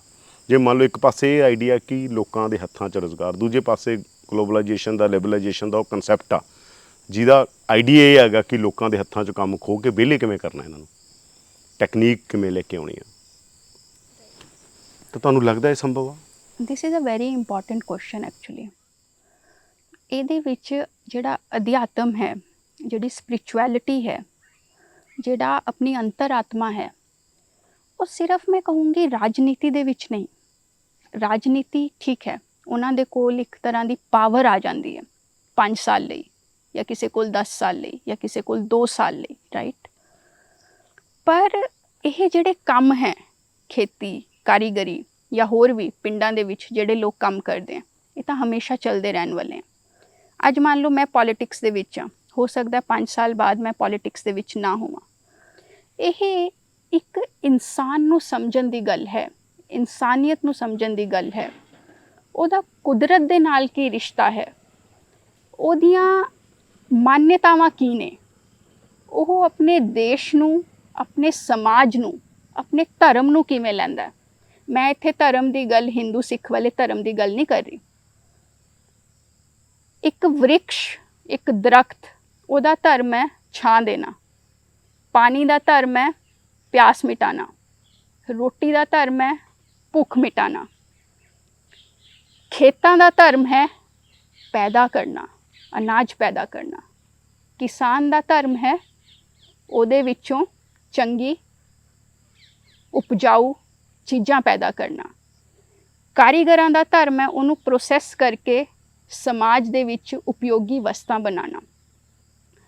ਤਾਂ ਇਹ ਜਿਹੜੀ ਅਧਿਆਤਮ ਦੀ ਗੱਲ ਹੈ, ਇਹ ਹਰ ਇੱਕ ਲੈਵਲ ਤੇ ਪਰਕੋਲੇਟ ਹੋਣੀ ਚਾਹੀਦੀ ਹੈ, ਹਰ ਇੱਕ ਲੈਵਲ ਤੇ ਬੰਦੇ ਦੇ ਅੰਦਰ ਉਤਰਨੀ ਚਾਹੀਦੀ ਹੈ। ਇਹ ਜਿਹੜੀ ਕਾਰੀਗਰੀਆਂ ਹੈ ਮੈਨੂੰ ਇਸੇ ਕਰਕੇ ਇਹ ਇੰਪੋਰਟੈਂਟ ਲੱਗਦੀਆਂ ਕਿਉਂਕਿ ਉਹ ਜਿਹੜਾ ਕਾਰੀਗਰ ਹੈ ਨਾ, ਉਹ ਪ੍ਰੋਡਕਸ਼ਨ ਤਾਂ ਕਰਦਾ ਆਪਣੇ ਹੱਥਾਂ ਪੈਰਾਂ ਨਾਲ, ਆਪਣੇ ਮਨ ਦਿਮਾਗ ਨਾਲ, ਪਰ ਉਹਦੇ ਵਿੱਚ ਇੱਕ ਪਰਮਾਤਮਾ ਨਾਲ ਕਨੈਕਟ ਵੀ ਹੁੰਦਾ ਹੈ। ਤੁਸੀਂ ਉਹਨਾਂ ਦੇ ਚਿਹਰੇ ਤੇ ਦੇਖੋਗੇ, ਉਹਨਾਂ ਦੀ ਅੱਖਾਂ ਦੇਖੋਗੇ। ਮੈਂ ਖੁਦ ਜਦੋਂ ਮੈਂ ਚਰਖਾ ਚਲਾਉਂਦੀ ਹਾਂ ਮੈਨੂੰ ਉਸ ਚੀਜ਼ ਦਾ ਅਹਿਸਾਸ ਹੁੰਦਾ। ਇਹ ਜਿਹੜਾ ਅਸੀਂ ਪਿਛਲੇ 4-5 ਸਾਲ ਦੇ ਵਿੱਚ ਕੰਮ ਕਰ ਪਾਏ ਹਾਂ, ਅਗਰ ਇਹ ਕੋਈ ਪ੍ਰੋਜੈਕਟ ਹੁੰਦਾ ਜਾਂ ਕੋਈ ਫੰਡਿੰਗ ਹੁੰਦੀ ਤਾਂ ਮੈਨੂੰ ਨਹੀਂ ਲੱਗਦਾ ਕਿ ਅਸੀਂ ਇੰਨਾ ਇਹਦੇ ਤੇ ਆਤਮ ਚਿੰਤਨ ਕਰ ਪਾਉਂਦੇ, ਇੰਨਾ ਇਹਦੇ ਵਿੱਚ ਫਲੈਕਸੀਬਿਲਿਟੀ ਰੱਖ ਪਾਉਂਦੇ, ਕਿਉਂਕਿ ਸਾਡਾ ਦਾਇਰਾ ਬਹੁਤ ਛੋਟਾ ਹੈ। ਅਸੀਂ ਚੀਜ਼ਾਂ ਨੂੰ ਬਹੁਤ ਬਾਰੀਕੀ ਨਾਲ ਦੇਖ ਪਾਉਂਦੇ ਹਾਂ, ਸਮਝ ਪਾਉਂਦੇ ਹਾਂ। ਇਹ ਜਿਹੜਾ ਰਾਜਨੀਤੀ ਔਰ ਅਧਿਆਤਮ ਦੀ ਗੱਲ ਹੈ ਨਾ, ਇਹ ਤਾਂ ਮੈਂ ਕਹੂੰਗੀ ਕਿ ਜਿਹੜੇ ਸਾਡੇ ਦੇਸ਼ ਦੇ ਕਾਰੋਬਾਰ ਹੈ, ਜਿਹੜੇ ਅਲੱਗ-ਅਲੱਗ ਬਿਜ਼ਨਸ ਹੈ, ਜਦੋਂ ਤੱਕ ਉਹਨਾਂ ਦੇ ਵਿੱਚ ਵੀ ਇਹ ਸਪਿਰਿਚੁਅਲ ਐਂਗਲ ਨਹੀਂ ਆਏਗਾ ਤਾਂ ਅਸੀਂ ਕਲੈਕਟਿਵਲੀ ਅੱਗੇ ਨਹੀਂ ਵਧ ਪਾਵਾਂਗੇ। And you are very right ਕਿ ਇੰਡੀਵਿਜੂਅਲ ਲੈਵਲ ਤੇ ਅਸੀਂ ਜਿੰਨਾ ਮਰਜ਼ੀ ਕਰ ਲਈਏ, ਜਿੰਨੀ ਮਰਜ਼ੀ ਤਾਕਤ ਲਗਾ ਲਈਏ, ਪਰ ਜਿਹੜੀਆਂ ਚੀਜ਼ਾਂ ਕੁਝ ਟੌਪ ਟੂ ਬਾਟਮ ਹੋਣੀਆਂ ਹੁੰਦੀਆਂ, ਸਮੂਹਿਕ ਟਰਾਂਸਫਾਰਮੇਸ਼ਨ ਆ ਜਿਹੜੀ, ਜਿਨ੍ਹਾਂ ਦਾ ਵੱਡੇ ਲੈਵਲ ਤੇ ਜਾਣਾ ਹੁੰਦਾ, ਮਾਸ ਟਰਾਂਸਫਾਰਮੇਸ਼ਨ ਕਹਾਂ ਮੈਂ, ਉਹ ਨਹੀਂ ਹੋ ਪਾਏਗਾ, ਉਹ ਨਹੀਂ ਹੋ ਪਾਏਗਾ। ਔਰ ਇਹਦੇ ਲਈ ਬਹੁਤ ਡੀਪ ਡਾਇਲੌਗ, ਸੰਵਾਦ ਦੀ ਸਾਨੂੰ ਜ਼ਰੂਰਤ ਹੈ। ਸਾਨੂੰ ਮੋਨੋਲੋਗ ਨਹੀਂ ਚਾਹੀਦੇ ਕਿ ਇੱਕ ਬੰਦਾ ਸਟੇਜ ਤੋਂ ਕੋਈ ਭਾਸ਼ਣ ਦੇ ਰਿਹਾ ਤੇ ਸਾਹਮਣੇ 100 ਜਣੇ 150 ਜਣੇ ਸੁਣ ਰਹੇ। ਜਦੋਂ ਤੱਕ ਉਹਦੇ ਵਿੱਚ ਭਾਗੀਦਾਰੀ ਨਹੀਂ ਆਏਗੀ, ਮੈਂ ਇਹਨੂੰ 3 ਤਰ੍ਹਾਂ ਨਾਲ ਸਮਝਦੀ ਹਾਂ। ਇੱਕ ਤਾਂ ਬੰਦੇ ਦਾ ਸਰੀਰ, ਉਹਦੀ ਆਤਮਾ ਔਰ ਉਹਦਾ ਦਿਮਾਗ। ਇਹ 3 ਜਦੋਂ ਆਪਸ ਦੇ ਵਿੱਚ ਮਿਲਦੇ ਆ ਨਾ ਤਾਂ ਉਹ ਸੰਪੂਰਨ ਹੋ ਪਾਉਂਦਾ। ਆਤਮਾ ਮਤਲਬ ਮਨ, ਮਤਲਬ ਸਾਨੂੰ ਕੋਈ ਸੁਪਰੀਮ ਚੀਜ਼ ਡਰਾਈਵ ਕਰ ਰਹੀ ਹੈ। ਸਾਡਾ ਉਹਦੇ ਵਿੱਚ ਐਸਾ ਕੋਈ ਆਪਣਾ ਸਵਾਰਥ ਨਹੀਂ ਹੈ, ਕੋਈ ਆਪਣਾ ਲਾਲਚ ਨਹੀਂ ਹੈ। ਅਸੀਂ ਉਹਨੂੰ ਇੱਕ ਸੇਵਾ ਭਾਵਨਾ ਨਾਲ ਕਰ ਰਹੇ ਹਾਂ, ਇੱਕ ਕੁਦਰਤ ਦੇ ਨਾਲ ਹਾਰਮਨੀ ਬਣਾ ਕੇ ਕਰ ਰਹੇ ਹਾਂ। ਔਰ ਉਹ ਸਪਿਰਿਚੁਅਲਿਟੀ ਵੀ ਹੋ ਸਕਦੀ ਹੈ। ਸਪਿਰਿਚੁਅਲਿਟੀ ਮਤਲਬ ਰੋਜ਼ ਮੈਨੂੰ ਨਹੀਂ ਲੱਗਦਾ ਕਿ ਪੂਜਾ ਪਾਠ ਕਰਨਾ ਜਾਂ ਮੰਦਿਰ ਜਾਣਾ, ਉਹ ਵੀ ਠੀਕ ਹੈ, ਉਹ ਵੀ ਆਤਮਾ ਨੂੰ ਸਕੂਨ ਦਿੰਦਾ। ਇੱਕ ਆਪਾਂ ਆਪਣਾ ਟਾਈਮ ਲਗਾਉਂਦੇ ਹਾਂ, ਪਾਠ ਕਰਦੇ ਹਾਂ, ਉਹ ਵੀ ਠੀਕ ਹੈ। ਪਰ ਜਿਹੜੇ ਕੰਮ ਅਸੀਂ ਰੋਜ਼ਮर्रा ਦੀ ਜ਼ਿੰਦਗੀ ਦੇ ਵਿੱਚ ਕਰਦੇ ਹਾਂ, ਸਵੇਰ ਤੋਂ ਸ਼ਾਮ ਤੱਕ ਕਰਦੇ ਹਾਂ, ਉਹਦੇ ਵਿੱਚ ਵੀ ਸਪਿਰਿਚੁਅਲਿਟੀ ਹੁੰਦੀ ਹੈ ਜਦੋਂ ਅਸੀਂ ਆਪਣੇ ਆਪ ਨਾਲ ਇਮਾਨਦਾਰ ਹੁੰਦੇ ਹਾਂ, ਆਪਣੇ ਵਿਚਾਰਾਂ ਨਾਲ ਇਮਾਨਦਾਰ ਹੁੰਦੇ ਹਾਂ। ਕਿਉਂਕਿ ਸਭ ਤੋਂ ਵੱਡੀ ਇਮਾਨਦਾਰੀ ਆਪਣੇ ਨਾਲ ਹੀ ਹੈ। ਸਾਡੇ ਅੰਦਰ ਆਪਣੇ ਅੰਦਰ ਹੀ ਕਈ ਵਾਰੀ ਬਹੁਤ ਸਾਰੇ ਕਨਫਿਊਜ਼ਨ ਹੁੰਦੇ ਹੈ, ਅਸੀਂ ਆਪਣੇ ਅੰਦਰ ਹੀ ਬਹੁਤ ਕੁਝ ਦਬਾ ਕੇ ਰੱਖਦੇ ਹਾਂ। ਅਗਰ ਕੋਈ ਚੀਜ਼ ਠੀਕ ਨਹੀਂ ਹੈ ਤਾਂ ਉਹਨੂੰ ਵੀ ਉਸ ਤਰ੍ਹਾਂ ਪੇਸ਼ ਕਰਨ ਦੀ ਹਿੰਮਤ ਰੱਖਣੀ। ਐਸਾ ਨਹੀਂ ਹੈ ਕਿਸੇ ਨੂੰ ਹਰਟ ਕਰਨਾ, ਪਰ ਜੋ ਤੁਸੀਂ ਫੀਲ ਕਰ ਪਾ ਰਹੇ ਹੋ ਉਹਨੂੰ ਉੱਥੇ ਬੋਲਣਾ। ਤਾਂ ਮੈਨੂੰ ਲੱਗਦਾ ਆਪਣੇ ਪ੍ਰਤੀ ਇੱਕ ਫਰਜ਼ ਹੈ ਬੰਦੇ ਦਾ ਇਮਾਨਦਾਰ ਰਹਿਣ ਦਾ। ਤਾਂ ਇਹ ਸਪਿਰਿਚੁਅਲਿਟੀ ਦੇ ਵਿੱਚ ਇਹ ਸਾਰੇ ਫੈਕਟਰਸ ਆਉਂਦੇ ਨੇ। ਤਾਂ ਰਾਜਨੀਤੀ ਵਾਲੀ ਗੱਲ ਠੀਕ ਹੈ, ਉਹਨਾਂ ਦੇ ਕੋਲ ਪਾਵਰ ਆਉਂਦੀ ਹੈ, ਪਰ ਉਹ ਪਾਵਰ ਇੱਕ ਟੈਂਪਰੇਰੀ ਚੀਜ਼ ਹੈ। ਅਲਟੀਮੇਟਲੀ ਤਾਂ ਉਹਨਾਂ ਨੇ ਉਸੇ ਸਮਾਜ ਦੇ ਵਿੱਚ ਵਿਚਰਨਾ ਹੈ ਨਾ। ਤਾਂ ਅਗਰ ਉਹ ਪਾਵਰ 5 ਸਾਲ 10 ਸਾਲ ਦੇ ਵਿੱਚ ਰਹਿ ਕੇ ਉਹ ਇਹ ਸਮਾਜ ਵਾਲਾ ਪੱਖ ਸਮਝ ਕੇ ਇਹਨੂੰ ਉਸ ਤਰ੍ਹਾਂ ਅੱਗੇ ਮਤਲਬ ਲੈ ਕੇ ਜਾਣਗੇ ਤਾਂ ਮੈਨੂੰ ਲੱਗਦਾ ਹੈ ਕਿ ਇਹ ਚੀਜ਼ਾਂ ਕੁਝ ਠੀਕ ਹੋ ਸਕਦੀਆਂ। ਪਰ ਇਹ ਜਿਹੜੇ ਇੰਡੀਵਿਜੂਅਲ ਐਫਰਟਸ ਹੈ, ਇਹਨਾਂ ਦੀ ਵੀ ਇੱਕ ਆਪਣੀ ਤਾਕਤ ਹੈ। ਇਹ ਸਾਈਡ ਬਾਏ ਸਾਈਡ ਚੱਲਦੇ ਰਹਿੰਦੇ ਨੇ ਤਾਂ ਹੀ ਕਿਤੇ 15 ਸਾਲ 20 ਸਾਲ ਬਾਅਦ ਕੋਈ ਪੋਲੀਟੀਕਲ ਪ੍ਰੈਸ਼ਰ ਵੀ ਬਣਦਾ। ਅਗਰ ਇਹ ਛੋਟੇ ਛੋਟੇ ਐਫਰਟਸ ਖਤਮ ਹੋ ਜਾਣਗੇ ਨਾ ਤਾਂ ਫਿਰ ਤਾਂ ਵੱਡੀ ਕ੍ਰਾਂਤੀ ਜਿੰਨੀ ਜਲਦੀ ਆਏਗੀ ਉਨੀ ਹੀ ਜਲਦੀ ਖਤਮ ਵੀ ਹੋਏਗੀ, ਮੈਂ ਇਹ ਕਹੂੰਗੀ। ਉਹ ਪਹਿਲਾ ਦਿਨ ਕਿਹੜਾ ਸੀਗਾ ਜਦੋਂ ਤੁਸੀਂ ਡਿਸਾਈਡ ਕੀਤਾ ਕਿ ਠੀਕ ਹੈ ਇੱਥੋਂ ਪਾਈਏ ਚੱਲੇ ਹੁਣ, ਜਿਹੜਾ ਇੱਕ ਤਰ੍ਹਾਂ ਦੀ ਜਿੱਥੇ ਤੁਸੀਂ ਸੀ, ਚਾਹੇ ਤੁਸੀਂ ਆ ਗਏ ਪੜ੍ਹਾਈ ਸੋਸ਼ਲ ਸਾਇੰਸਿਸ ਦੀ ਕਰਨ ਲੱਗ ਗਏ, ਪਰ ਤੁਹਾਨੂੰ ਉਹਦੇ ਤੋਂ ਵੀ ਮੁਕਤੀ ਚਾਹੀਦੀ ਸੀਗੀ ਜਿਸ ਸਪੇਸ 'ਚ ਤੁਸੀਂ ਬੈਠੇ ਹੋਗੇ, ਉਹ ਕਿਹੜਾ ਪਲ ਸੀ ਜਾਂ ਕਿਵੇਂ ਡਿਸਾਈਡ ਹੋਇਆ ਉਹ ਕਿ ਮੈਂ ਤਾਂ ਪਿੰਡਾਂ ਜਾਣਾ, ਪਿੰਡਾਂ 'ਚ ਕੰਮ ਕਰਨਾ ਗਾ, ਮੇਰੀ ਤਾਂ ਜਿੰਦ ਜਾਨ ਪਿੰਡ ਨੇ? ਦੇਖੋ, ਕਿਤੇ ਵੀ ਅਸੀਂ ਰਹੀਏ, ਐਸਾ ਨਹੀਂ ਹੈ ਕਿ ਸਾਨੂੰ ਹਮੇਸ਼ਾ ਆਪਣੇ ਹਿਸਾਬ ਨਾਲ ਚੀਜ਼ਾਂ ਮਿਲ ਜਾਣਗੀਆਂ। ਮੈਂ ਅੱਜ ਇਹ ਪਬਲਿਕਲੀ ਪਹਿਲੀ ਵਾਰੀ ਬੋਲ ਰਹੀ ਹਾਂ ਸ਼ਾਇਦ, ਪਰ ਮੈਨੂੰ ਲੱਗਦਾ ਬੋਲਣਾ ਜ਼ਰੂਰੀ ਹੋਏਗਾ। ਖੇਤੀ ਵਿਰਾਸਤ ਮਿਸ਼ਨ ਦੇ ਵਿੱਚ ਆ ਕੇ ਵੀ ਮੇਰੇ ਲਈ ਚੀਜ਼ਾਂ ਬਹੁਤ ਆਸਾਨ ਨਹੀਂ ਸੀ। ਇੱਥੇ ਵੀ ਬਹੁਤ ਟਾਈਮ ਲੱਗਿਆ ਔਰ ਬਹੁਤ ਐਫਰਟ ਵੀ ਲੱਗਿਆ ਕਿ ਕਿਵੇਂ ਮੈਂ ਜੋ ਸਮਝਿਆ ਹੈ ਥਿਓਰੇਟੀਕਲ ਚੀਜ਼ਾਂ ਤੋਂ ਔਰ ਜੋ ਮੈਂ ਪਿੰਡਾਂ 'ਚ ਦੇਖਦੀ ਹਾਂ, ਮੈਨੂੰ ਉਹ ਪਰਸਿਊ ਕਰਨਾ ਤਾਂ ਮੈਨੂੰ ਉਹ ਸਪੇਸ ਮਿਲੇ, ਮੈਨੂੰ ਉਸ ਤਰ੍ਹਾਂ ਦਾ ਟਾਈਮ ਮਿਲੇ ਚੀਜ਼ਾਂ ਨੂੰ ਕਰਨ ਦਾ। ਔਰ ਬੀਇੰਗ ਅ ਵੂਮਨ, ਹਾਂ, ਫੈਮਿਲੀ ਤਾਂ ਚਲੋ ਇੱਕ ਪਾਸੇ ਹੈ, ਸੋਸਾਇਟੀ, ਤੁਸੀਂ ਅੱਛਾ ਕਰ ਰਹੇ ਹੋ, ਸਾਰੇ ਵਾਹ ਵਾਹ ਹੀ ਕਰਨਗੇ, ਜਰਾ ਜੀ ਵੀ ਚੂਕ ਹੋ ਗਈ ਕਿਤੇ, ਸਭ ਸਾਈਡ ਤੇ ਹੋ ਜਾਂਦੇ ਨੇ। ਐਸੇ ਮੌਕਿਆਂ ਤੇ ਕਿਵੇਂ ਖੁਦ ਨੂੰ ਸੰਭਾਲਣਾ,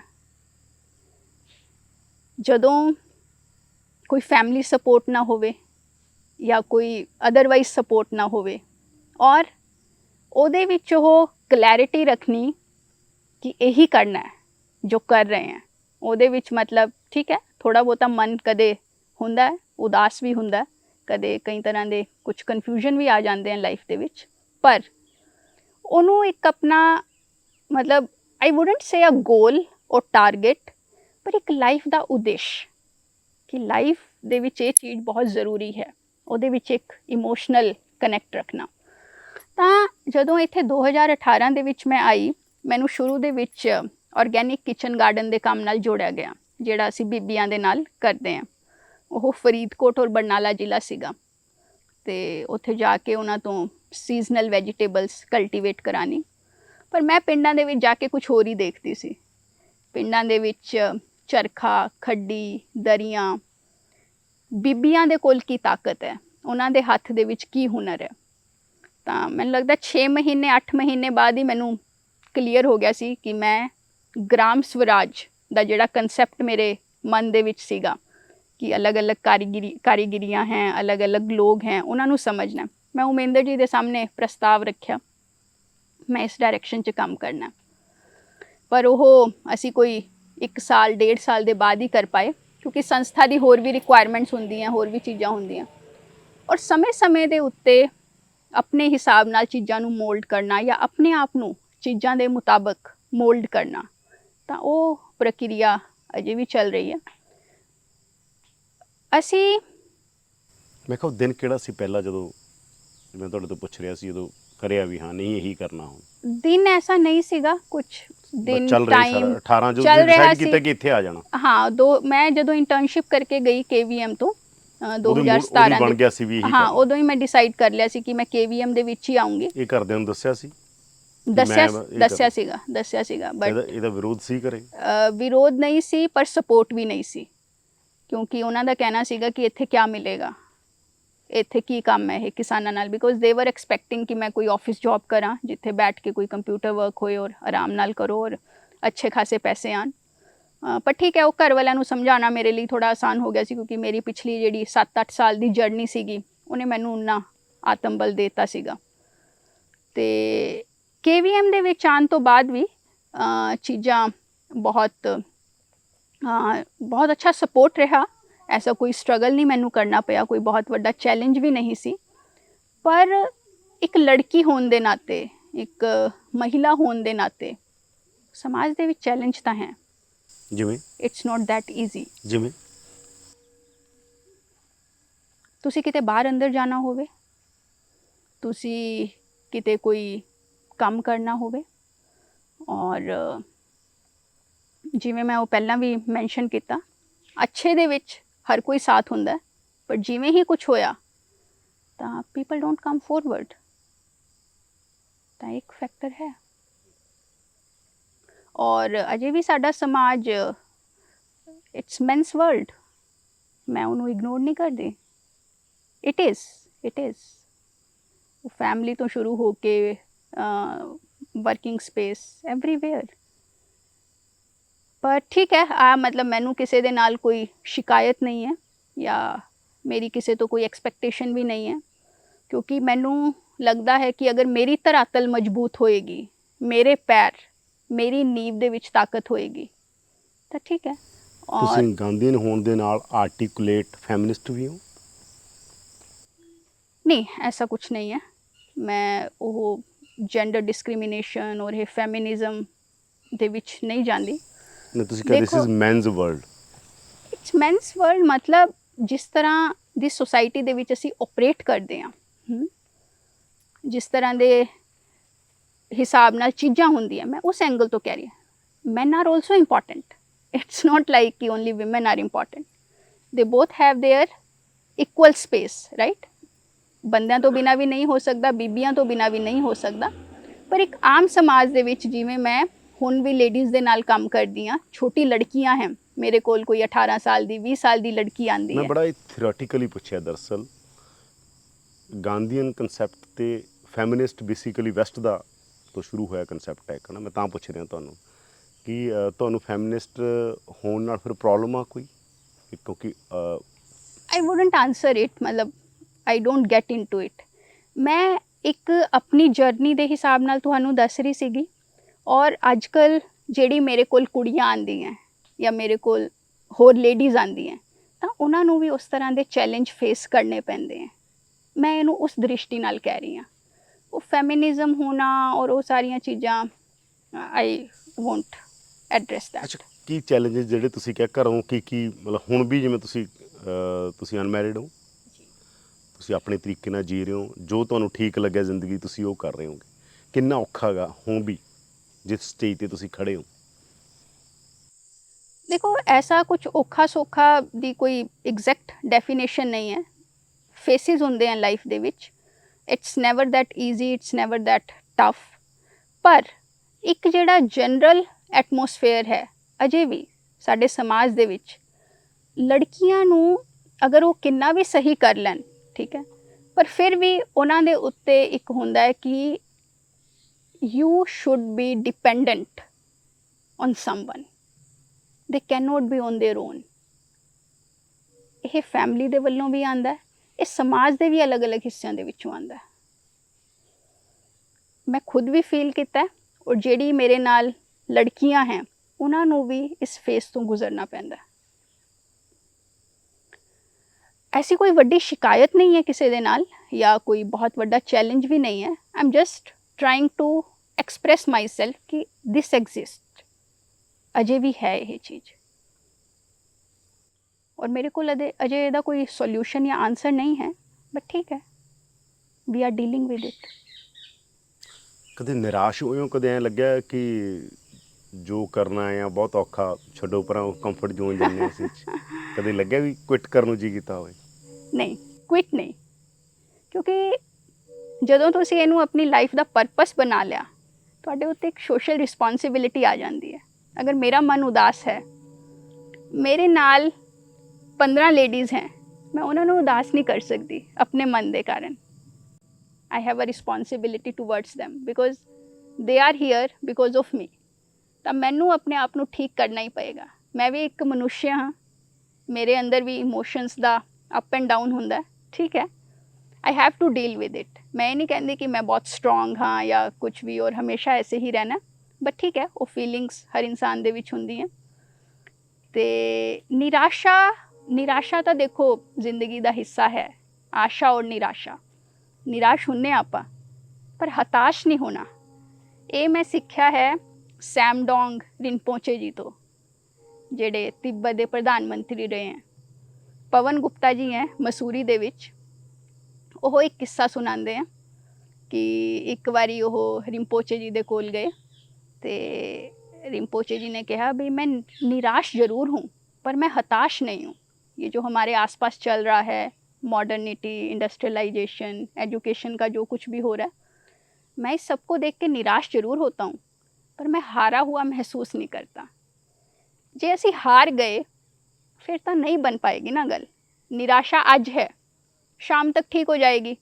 तुहाडे वर्गे किसी चंगे बंदे नाल गल कर ली ठीक है ना, किसी नूं मिलन चले गए तो वो ठीक हो जाएगा, पर अगर हार गए तो सब कुछ फिर ਅੱਛਾ, ਜਿਹੜਾ ਤੁਹਾਡਾ ਇਹ ਕਨਸੈਪਟ ਆ ਖਾਦੀ, ਜਿਹੜੀ ਪਹਿਨੀ ਵੀ ਹੋਈ ਹੈ, ਮੈਨੂੰ ਲੱਗਦਾ ਤੁਸੀਂ ਇਹ ਆਪ ਹੀ ਬੁਣਿਆ ਹੋਇਆ? ਹਾਂ, ਅਤੇ ਇਹਦੇ ਬਾਰੇ ਥੋੜ੍ਹਾ ਦੱਸੋ, ਕਿਵੇਂ ਕੰਮ ਕਰਦੇ ਹੋ, ਕਿੱਥੇ ਕਿੱਥੇ ਜਾਂਦਾ, ਕਿਵੇਂ ਉਹ ਇੱਕ ਤਰ੍ਹਾਂ ਦਾ ਸਰਵਾਈਵਲ ਮਾਡਲ ਵੀ ਹੈ ਜਾਂ ਕਹੀਏ ਇੱਕ ਸਸਟੇਨੇਬਲ ਮਾਡਲ ਵੀ ਹੈ, ਉਹ ਵੀ ਦੱਸੋ। देखो, खेती विरासत मिशन की शुरुआत हुई ਜ਼ਹਿਰ ਮੁਕਤ खेती तो ਪੰਜਾਬ ਦੇ ਵਿੱਚ ਬਹੁਤ ਸਾਰੇ ਕੈਮੀਕਲ ਫਰਟੀਲਾਈਜ਼ਰਸ ਔਰ ਪੈਸਟੀਸਾਈਡਸ ਤੁਸੀਂ ਉਹਨੂੰ ਜ਼ਹਿਰ ਵਰਤੇ ਮੁਕਤ ਜਾ- ਕੱਪੜੇ ਤੱਕ ਲਿਆਏ। ਹਾਂਜੀ, ਫਿਰ ਅਸੀਂ ਕੱਪੜੇ ਦੇ ਵਿੱਚ ਵੀ ਇੰਟਰਵੀਨ ਕੀਤਾ, ਕਿਉਂਕਿ ਕਾਟਨ ਦਾ ਇੱਕ ਵੱਡਾ ਏਰੀਆ ਪੰਜਾਬ ਦੇ ਵਿੱਚ ਹੈ, ਮਾਲਵਾ ਏਰੀਆ, ਜਿੱਥੇ ਕਾਟਨ ਉਗਦੀ ਹੈ। ਪਰ ਹੁਣ ਬੀਟੀ ਕਾਟਨ ਉਗਾਈ ਜਾਂਦੀ ਹੈ ਜਾਂ ਫਿਰ ਪੈਡੀ ਹੋ ਰਿਹਾ, ਤਾਂ ਦੇਸੀ ਕਾਟਨ ਜਾਂ ਦੇਸੀ ਨਰਮਾ ਖਤਮ ਹੋ ਰਿਹਾ ਸੀ।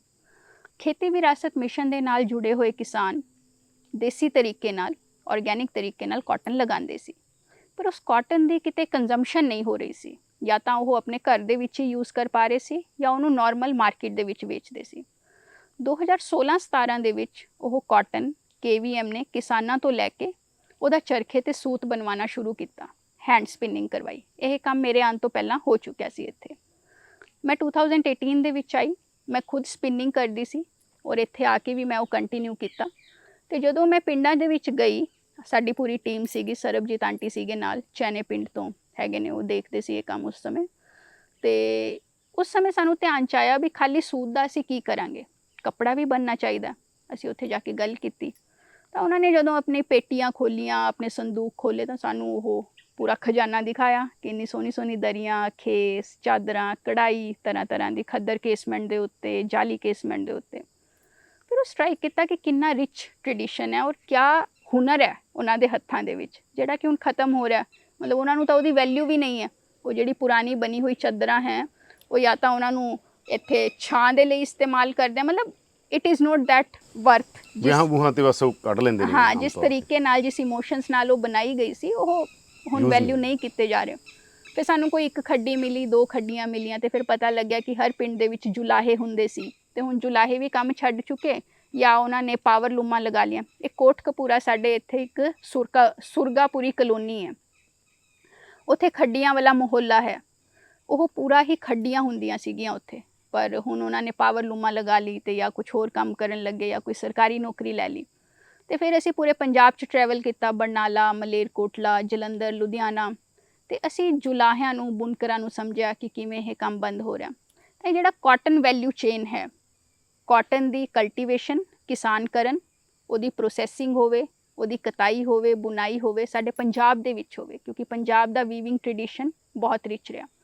ਇਹਦੇ ਵਿੱਚ ਅਸੀਂ ਇੰਡਸਟਰੀ ਦੀ ਵੀ ਹੈਲਪ ਲਿੱਤੀ, ਟੈਕਸਟਾਈਲ ਇੰਡਸਟਰੀ, ਵਰਧਮਾਨ, ਟਰਾਈਡੈਂਟ, ਨਾਹਰ ਦੇ ਨਾਲ ਵੀ ਅਸੀਂ ਕੁਝ ਕੰਟੈਕਟ ਕਰਨ ਦੀ ਕੋਸ਼ਿਸ਼ ਕੀਤੀ।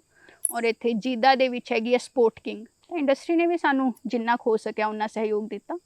ਐਜੂਕੇਸ਼ਨਲ ਟੈਕਸਟਾਈਲ ਇੰਸਟੀਟਿਊਟਸ ਹੈ, ਉਹਨਾਂ ਦੀ ਵੀ ਮਦਦ ਲਿੱਤੀ। ਔਰ ਅਸੀਂ ਕਾਟਨ ਪ੍ਰੋਸੈਸਿੰਗ ਦੇ ਰਿਸਰਚ ਐਂਡ ਡਿਵੈਲਪਮੈਂਟ, ਜਿਹੜੇ ਟੈਕਨੀਕਲ ਐਸਪੈਕਟ ਹੈ, ਉਹਨਾਂ ਨੂੰ ਵੀ ਸਮਝਣ ਦੀ ਕੋਸ਼ਿਸ਼ ਕੀਤੀ। ਹੁਣ ਮੈਂ ਤਾਂ ਕੋਈ ਡਿਜ਼ਾਈਨ ਜਾਂ ਟੈਕਸਟਾਈਲ ਬੈਕਗਰਾਊਂਡ ਤੋਂ ਨਹੀਂ ਹਾਂ, ਮੇਰਾ ਤਾਂ ਲਾਈਫ ਸਾਇੰਸਿਸ ਔਰ ਸੋਸ਼ਲ ਸਾਇੰਸਿਸ ਦਾ ਬੈਕਗਰਾਊਂਡ ਹੈ। ਮੈਂ ਕੀ ਕਰਦੀ ਸੀ, ਪਿੰਡਾਂ ਦੇ ਵਿੱਚ ਜਾ ਕੇ ਕਾਰੀਗਰਾਂ ਔਰ ਬੀਬੀਆਂ ਤੋਂ ਉਹ ਵਰਡ ਸਮਝਨੇ ਕਿ ਇਸ ਪਾਰਟਿਕੂਲਰ ਚੀਜ਼ ਨੂੰ ਕੀ ਕਹਿੰਦੇ ਆ, ਉਹ ਪ੍ਰੋਸੈਸ ਨੂੰ ਸਮਝਣਾ। ਫਿਰ ਵਾਪਿਸ ਆ ਕੇ ਇੱਥੇ ਸਾਡੇ ਡਾਕਟਰ ਅਨੁਪਮ ਕੁਮਾਰ ਜੀ ਹੈ, ਗਿਆਨੀ ਜੈਲ ਸਿੰਘ ਕਾਲਜ ਦੇ ਵਿੱਚ, ਉਹਨਾਂ ਤੋਂ ਸੁਣਨਾ ਔਰ ਫਿਰ ਉਹ ਵਰਡ ਆਪਸ ਦੇ ਵਿੱਚ ਜੋੜਨੇ ਕਿ ਪੰਜਾਬੀ ਦੇ ਵਿੱਚ ਕੰਗੀ ਹੈ ਤਾਂ ਇੰਗਲਿਸ਼ ਦੇ ਵਿੱਚ ਰੀਡ ਹੈ। ਫਿਰ ਇੰਟਰਨੈਟ ਦੇ ਉੱਤੇ ਜਾ ਕੇ ਉਸ ਤੋਂ ਰਿਲੇਟਿਡ ਕਿਤਾਬਾਂ ਲੱਭਣੀਆਂ, ਰਿਸਰਚ ਪੇਪਰ ਲੱਭਣੇ, ਉਹ ਸਾਰੀ ਪ੍ਰੋਸੈਸ ਨੂੰ ਸਮਝਣਾ।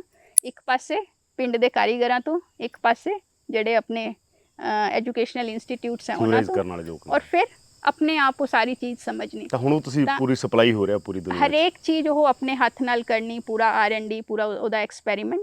ਤੇ ਹੁਣ ਅਸੀਂ ਇੱਥੇ ਜੈਤੋ ਦੇ ਵਿੱਚ ਇੱਕ ਬੁਨਕਰ ਪਾਠਸ਼ਾਲਾ ਚਲਾ ਰਹੇ ਹਾਂ, ਸਾਨੂੰ 2 ਮਹੀਨੇ ਹੋ ਗਏ ਲਗਭਗ।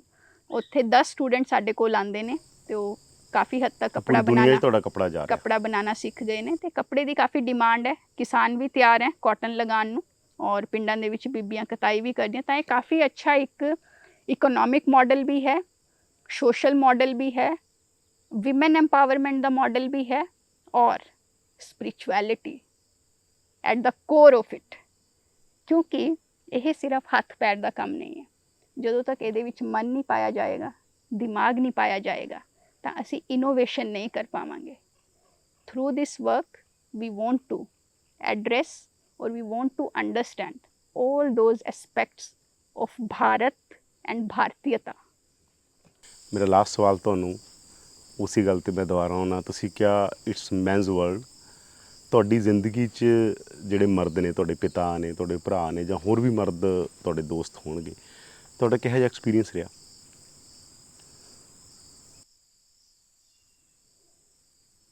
ਕਿਹਾ ਜਾਂ ਮਤਲਬ ਇਹਨੂੰ ਕੋਈ ਇੱਕ ਸੈਂਟੈਂਸ ਦੇ ਵਿੱਚ ਤਾਂ ਡਿਸਕ੍ਰਾਈਬ ਨਹੀਂ ਕੀਤਾ ਜਾ ਸਕਦਾ। ਸਾਡੇ ਅਲੱਗ-ਅਲੱਗ ਰਿਸ਼ਤੇ ਹੁੰਦੇ ਆ, ਅਲੱਗ-ਅਲੱਗ ਜ਼ਰੂਰਤਾਂ ਹੁੰਦੀਆਂ। ਐਸਾ ਮੈਨੂੰ ਆਪਣੀ ਲਾਈਫ ਦੇ ਵਿੱਚ ਕੋਈ ਵੱਡਾ ਚੈਲੰਜ ਕਦੇ ਨਹੀਂ ਫੇਸ ਕਰਨਾ ਪਿਆ, ਪਰ ਫੈਮਿਲੀ ਦੇ ਵਿੱਚ ਇੱਕ ਲੜਕੀ ਹੋਣ ਦਾ ਅਹਿਸਾਸ ਮੈਨੂੰ ਬਾਰ-ਬਾਰ ਕਰਾਇਆ ਗਿਆ।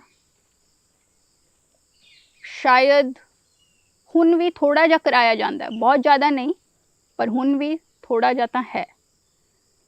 ਉਸ ਤੋਂ ਇਲਾਵਾ ਮੈਨੂੰ ਕੁਝ ਅੱਛੇ ਦੋਸਤ ਮਿਲੇ ਔਰ ਉਹਨਾਂ ਨੇ ਮੇਰੀ ਲਾਈਫ ਨੂੰ ਸ਼ੇਪ ਵੀ ਕੀਤਾ, ਔਰ ਅਦਰਵਾਈਜ਼ ਐਸੀ ਕੋਈ ਦਿੱਕਤ ਨਹੀਂ ਹੈ। ਪਰ ਮੈਂ ਇੱਕ ਜਨਰਲ ਗੱਲ ਕਰ ਰਹੀ ਸੀ, ਮੇਰਾ ਕਿਸੇ ਨੂੰ ਕੋਈ ਐਸਾ ਸਪੈਸੀਫਿਕ ਟਾਰਗੇਟ ਨਹੀਂ ਸੀ। ਔਰ ਇੱਥੇ ਵੀ KVM ਦੇ ਵਿੱਚ ਵੀ ਅਸੀਂ ਲੜਕੀਆਂ ਘੱਟ ਹੀ ਹੈ ਤੇ ਲੜਕੇ ਹੀ ਜ਼ਿਆਦਾ ਫੀਲਡ ਦਾ ਕੰਮ ਹੈ ਜਾਂ ਕੁਝ ਵੀ ਹੈ, ਠੀਕ ਹੈ, ਉਹਦੀ ਜ਼ਰੂਰਤ ਵੀ ਹੈ। ਲੜਕੇ ਜੋ ਕੰਮ ਕਰ ਸਕਦੇ ਆ ਉਹ ਲੜਕੀਆਂ ਸ਼ਾਇਦ ਇਹ ਨਹੀਂ ਵੀ ਤਾਂ ਜਿਹੜੇ ਬੀਬੀਆਂ ਕੰਮ ਕਰਦੀਆਂ ਉਹ ਵੀ KVM ਦਾ ਪਾਰਟ ਹੀ ਉਹ ਹੋਣਗੀਆਂ। ਵੀ KVM ਦਾ ਪਾਰਟ ਹੈ ਹੁਣ। ਫਿਰ ਉਹਨਾਂ ਨੂੰ ਗਿਣ ਰਹੇ ਤੁਸੀਂ ਵਿੱਚ? ਉਹਨਾਂ ਨੂੰ ਵੀ ਗਿਣ, ਉਹਨਾਂ ਹਾਂਜੀ ਦੀ ਗਿਣਤੀ ਕਰਕੇ ਤਾਂ ਬਰਾਬਰੀ ਹੋ ਜਾਣਾ ਮੈਨੂੰ ਲੱਗਦਾ। ਹਾਂ, ਉਹ ਹੋ ਜਾਏਗਾ ਬਰਾਬਰ। ਮਤਲਬ ਕੁਆਂਟੀਟੇਟਿਵ ਮੈਂ ਉਹਨੂੰ ਇਸ ਤਰ੍ਹਾਂ ਲੈਣਾ ਨਹੀਂ ਚਾਹੁੰਦੀ, ਪਰ ਇੱਕ ਜਿਹੜਾ ਆਮ ਸਾਡੇ ਇੱਥੇ ਹੈਗਾ ਤਾਂ ਇਟਸ ਫਾਈਨ। ਮਤਲਬ ਐਸਾ ਮੈਨੂੰ ਕੋਈ ਉਹਦੇ ਵਿੱਚ ਦੋਸ਼ ਵੀ ਨਹੀਂ ਲੱਗਦਾ। ਪਰ ਕਈ ਵਾਰੀ ਕੁਝ ਲੜਕੀਆਂ ਦੇ ਅੰਦਰ ਬਹੁਤ ਪੋਟੈਂਸ਼ੀਅਲ ਹੁੰਦਾ ਹੈ, ਬਹੁਤ ਸੰਭਾਵਨਾਵਾਂ ਹੁੰਦੀਆਂ, ਉਹਨਾਂ ਨੂੰ ਮੌਕੇ ਨਹੀਂ ਮਿਲਦੇ, ਮੌਕਾ ਨਹੀਂ ਮਿਲਦਾ ਉਸ ਤਰ੍ਹਾਂ। ਇਹ ਮਰਦਾਂ ਨਾਲ ਵੀ ਹੁੰਦਾ ਹੈਗਾ। ਹੁੰਦਾ ਹੈ, ਹੁੰਦਾ ਹੈ, ਹੁੰਦਾ ਹੈ, ਜਿਨ੍ਹਾਂ ਨੂੰ ਬਹੁਤ ਪੋਟੈਂਸ਼ੀਅਲ ਉਹ ਮੌਕੇ ਨਹੀਂ ਮਿਲਦੇ। ਰਾਈਟ। ਤਾਂ ਅਗਰ ਉਸ ਪਰ ਤਰ੍ਹਾਂ ਇਹ 'ਚ ਦੀ ਕੋਈ ਦੋ ਰਾਏ ਨਰਚਰ, ਨਹੀਂ ਜਿਹੜੀ ਗੱਲ ਤੁਸੀਂ ਕਹਿੰਦੇ ਹੋਗੇ, ਇਹਦੇ 'ਚ ਮੈਂ ਤੁਹਾਡੇ ਨਾਲ ਸਹਿਮਤ ਹਾਂ ਕਿ ਮੈਨਸ ਵਰਲਡ ਤਾਂ ਹੈਗੀ, ਉਹ 'ਚ ਕੋਈ ਦੋ ਰਾਏ ਇਹਦੇ ਨਹੀਂ। ਵਿੱਚ ਇੰਪੋਰਟੈਂਟ ਗੱਲ ਇਹ ਹੈ, ਲੜਕੀਆਂ ਜੋ ਰਿਸਪੌਂਸਿਬਿਲਿਟੀ ਲੈਂਦੀਆਂ, ਜੋ ਓਨਰਸ਼ਿਪ ਲੈਂਦੀਆਂ, ਜਦੋਂ ਉਹ ਕਿਸੇ ਚੀਜ਼ ਨੂੰ ਆਪਣਾ ਸਮਝਦੀਆਂ ਔਰ ਜਦੋਂ ਕਿਸੇ ਕੰਮ ਨੂੰ ਸ਼ੁਰੂ ਕਰਦੀਆਂ ਤਾਂ ਉਹਨੂੰ ਅਖੀਰ ਤੱਕ ਲੈ ਕੇ ਜਾਣ ਦੀ ਪੂਰੀ ਜ਼ਿੰਮੇਵਾਰੀ ਲੈਂਦੀਆਂ। ਉਹ ਕਹਿੰਦੇ ਨਾ ਔਰਤ ਕੋਲੇ ਨੇਚਰ 'ਚ ਹੀ ਜਿਹੜੀ ਹੈਗੀ ਕੰਸਟਰਕਟ ਕਰਨ ਦੀ ਜਿਹੜੀ ਉਹਦੀ ਕੁਦਰਤ ਨੇ ਉਹਨੂੰ ਗੁਣ ਦਿੱਤੇ ਨੇਗੇ। ਉਹ ਕਹਿੰਦੇ ਹੈਗੇ ਕਿ ਮਰਦ ਨਾਲੋਂ ਜ਼ਿਆਦਾ ਬਿਹਤਰ ਉਹ ਜੇ ਉਹਨੂੰ ਐਕਸਪੋਜ਼ਰ ਮਿਲੇ ਤਾਂ ਜਦੋਂ ਉਹ ਚੀਜ਼ਾਂ ਡਿਲੀਵਰ ਕਰਦੀ ਹੈਗੀ, ਕਿਉਂਕਿ ਨੇਚਰ ਨੇ ਉਹਨੂੰ ਉਹ ਚੀਜ਼ ਦਿੱਤੀ ਹੈਗੀ, ਹੈ ਨਾ।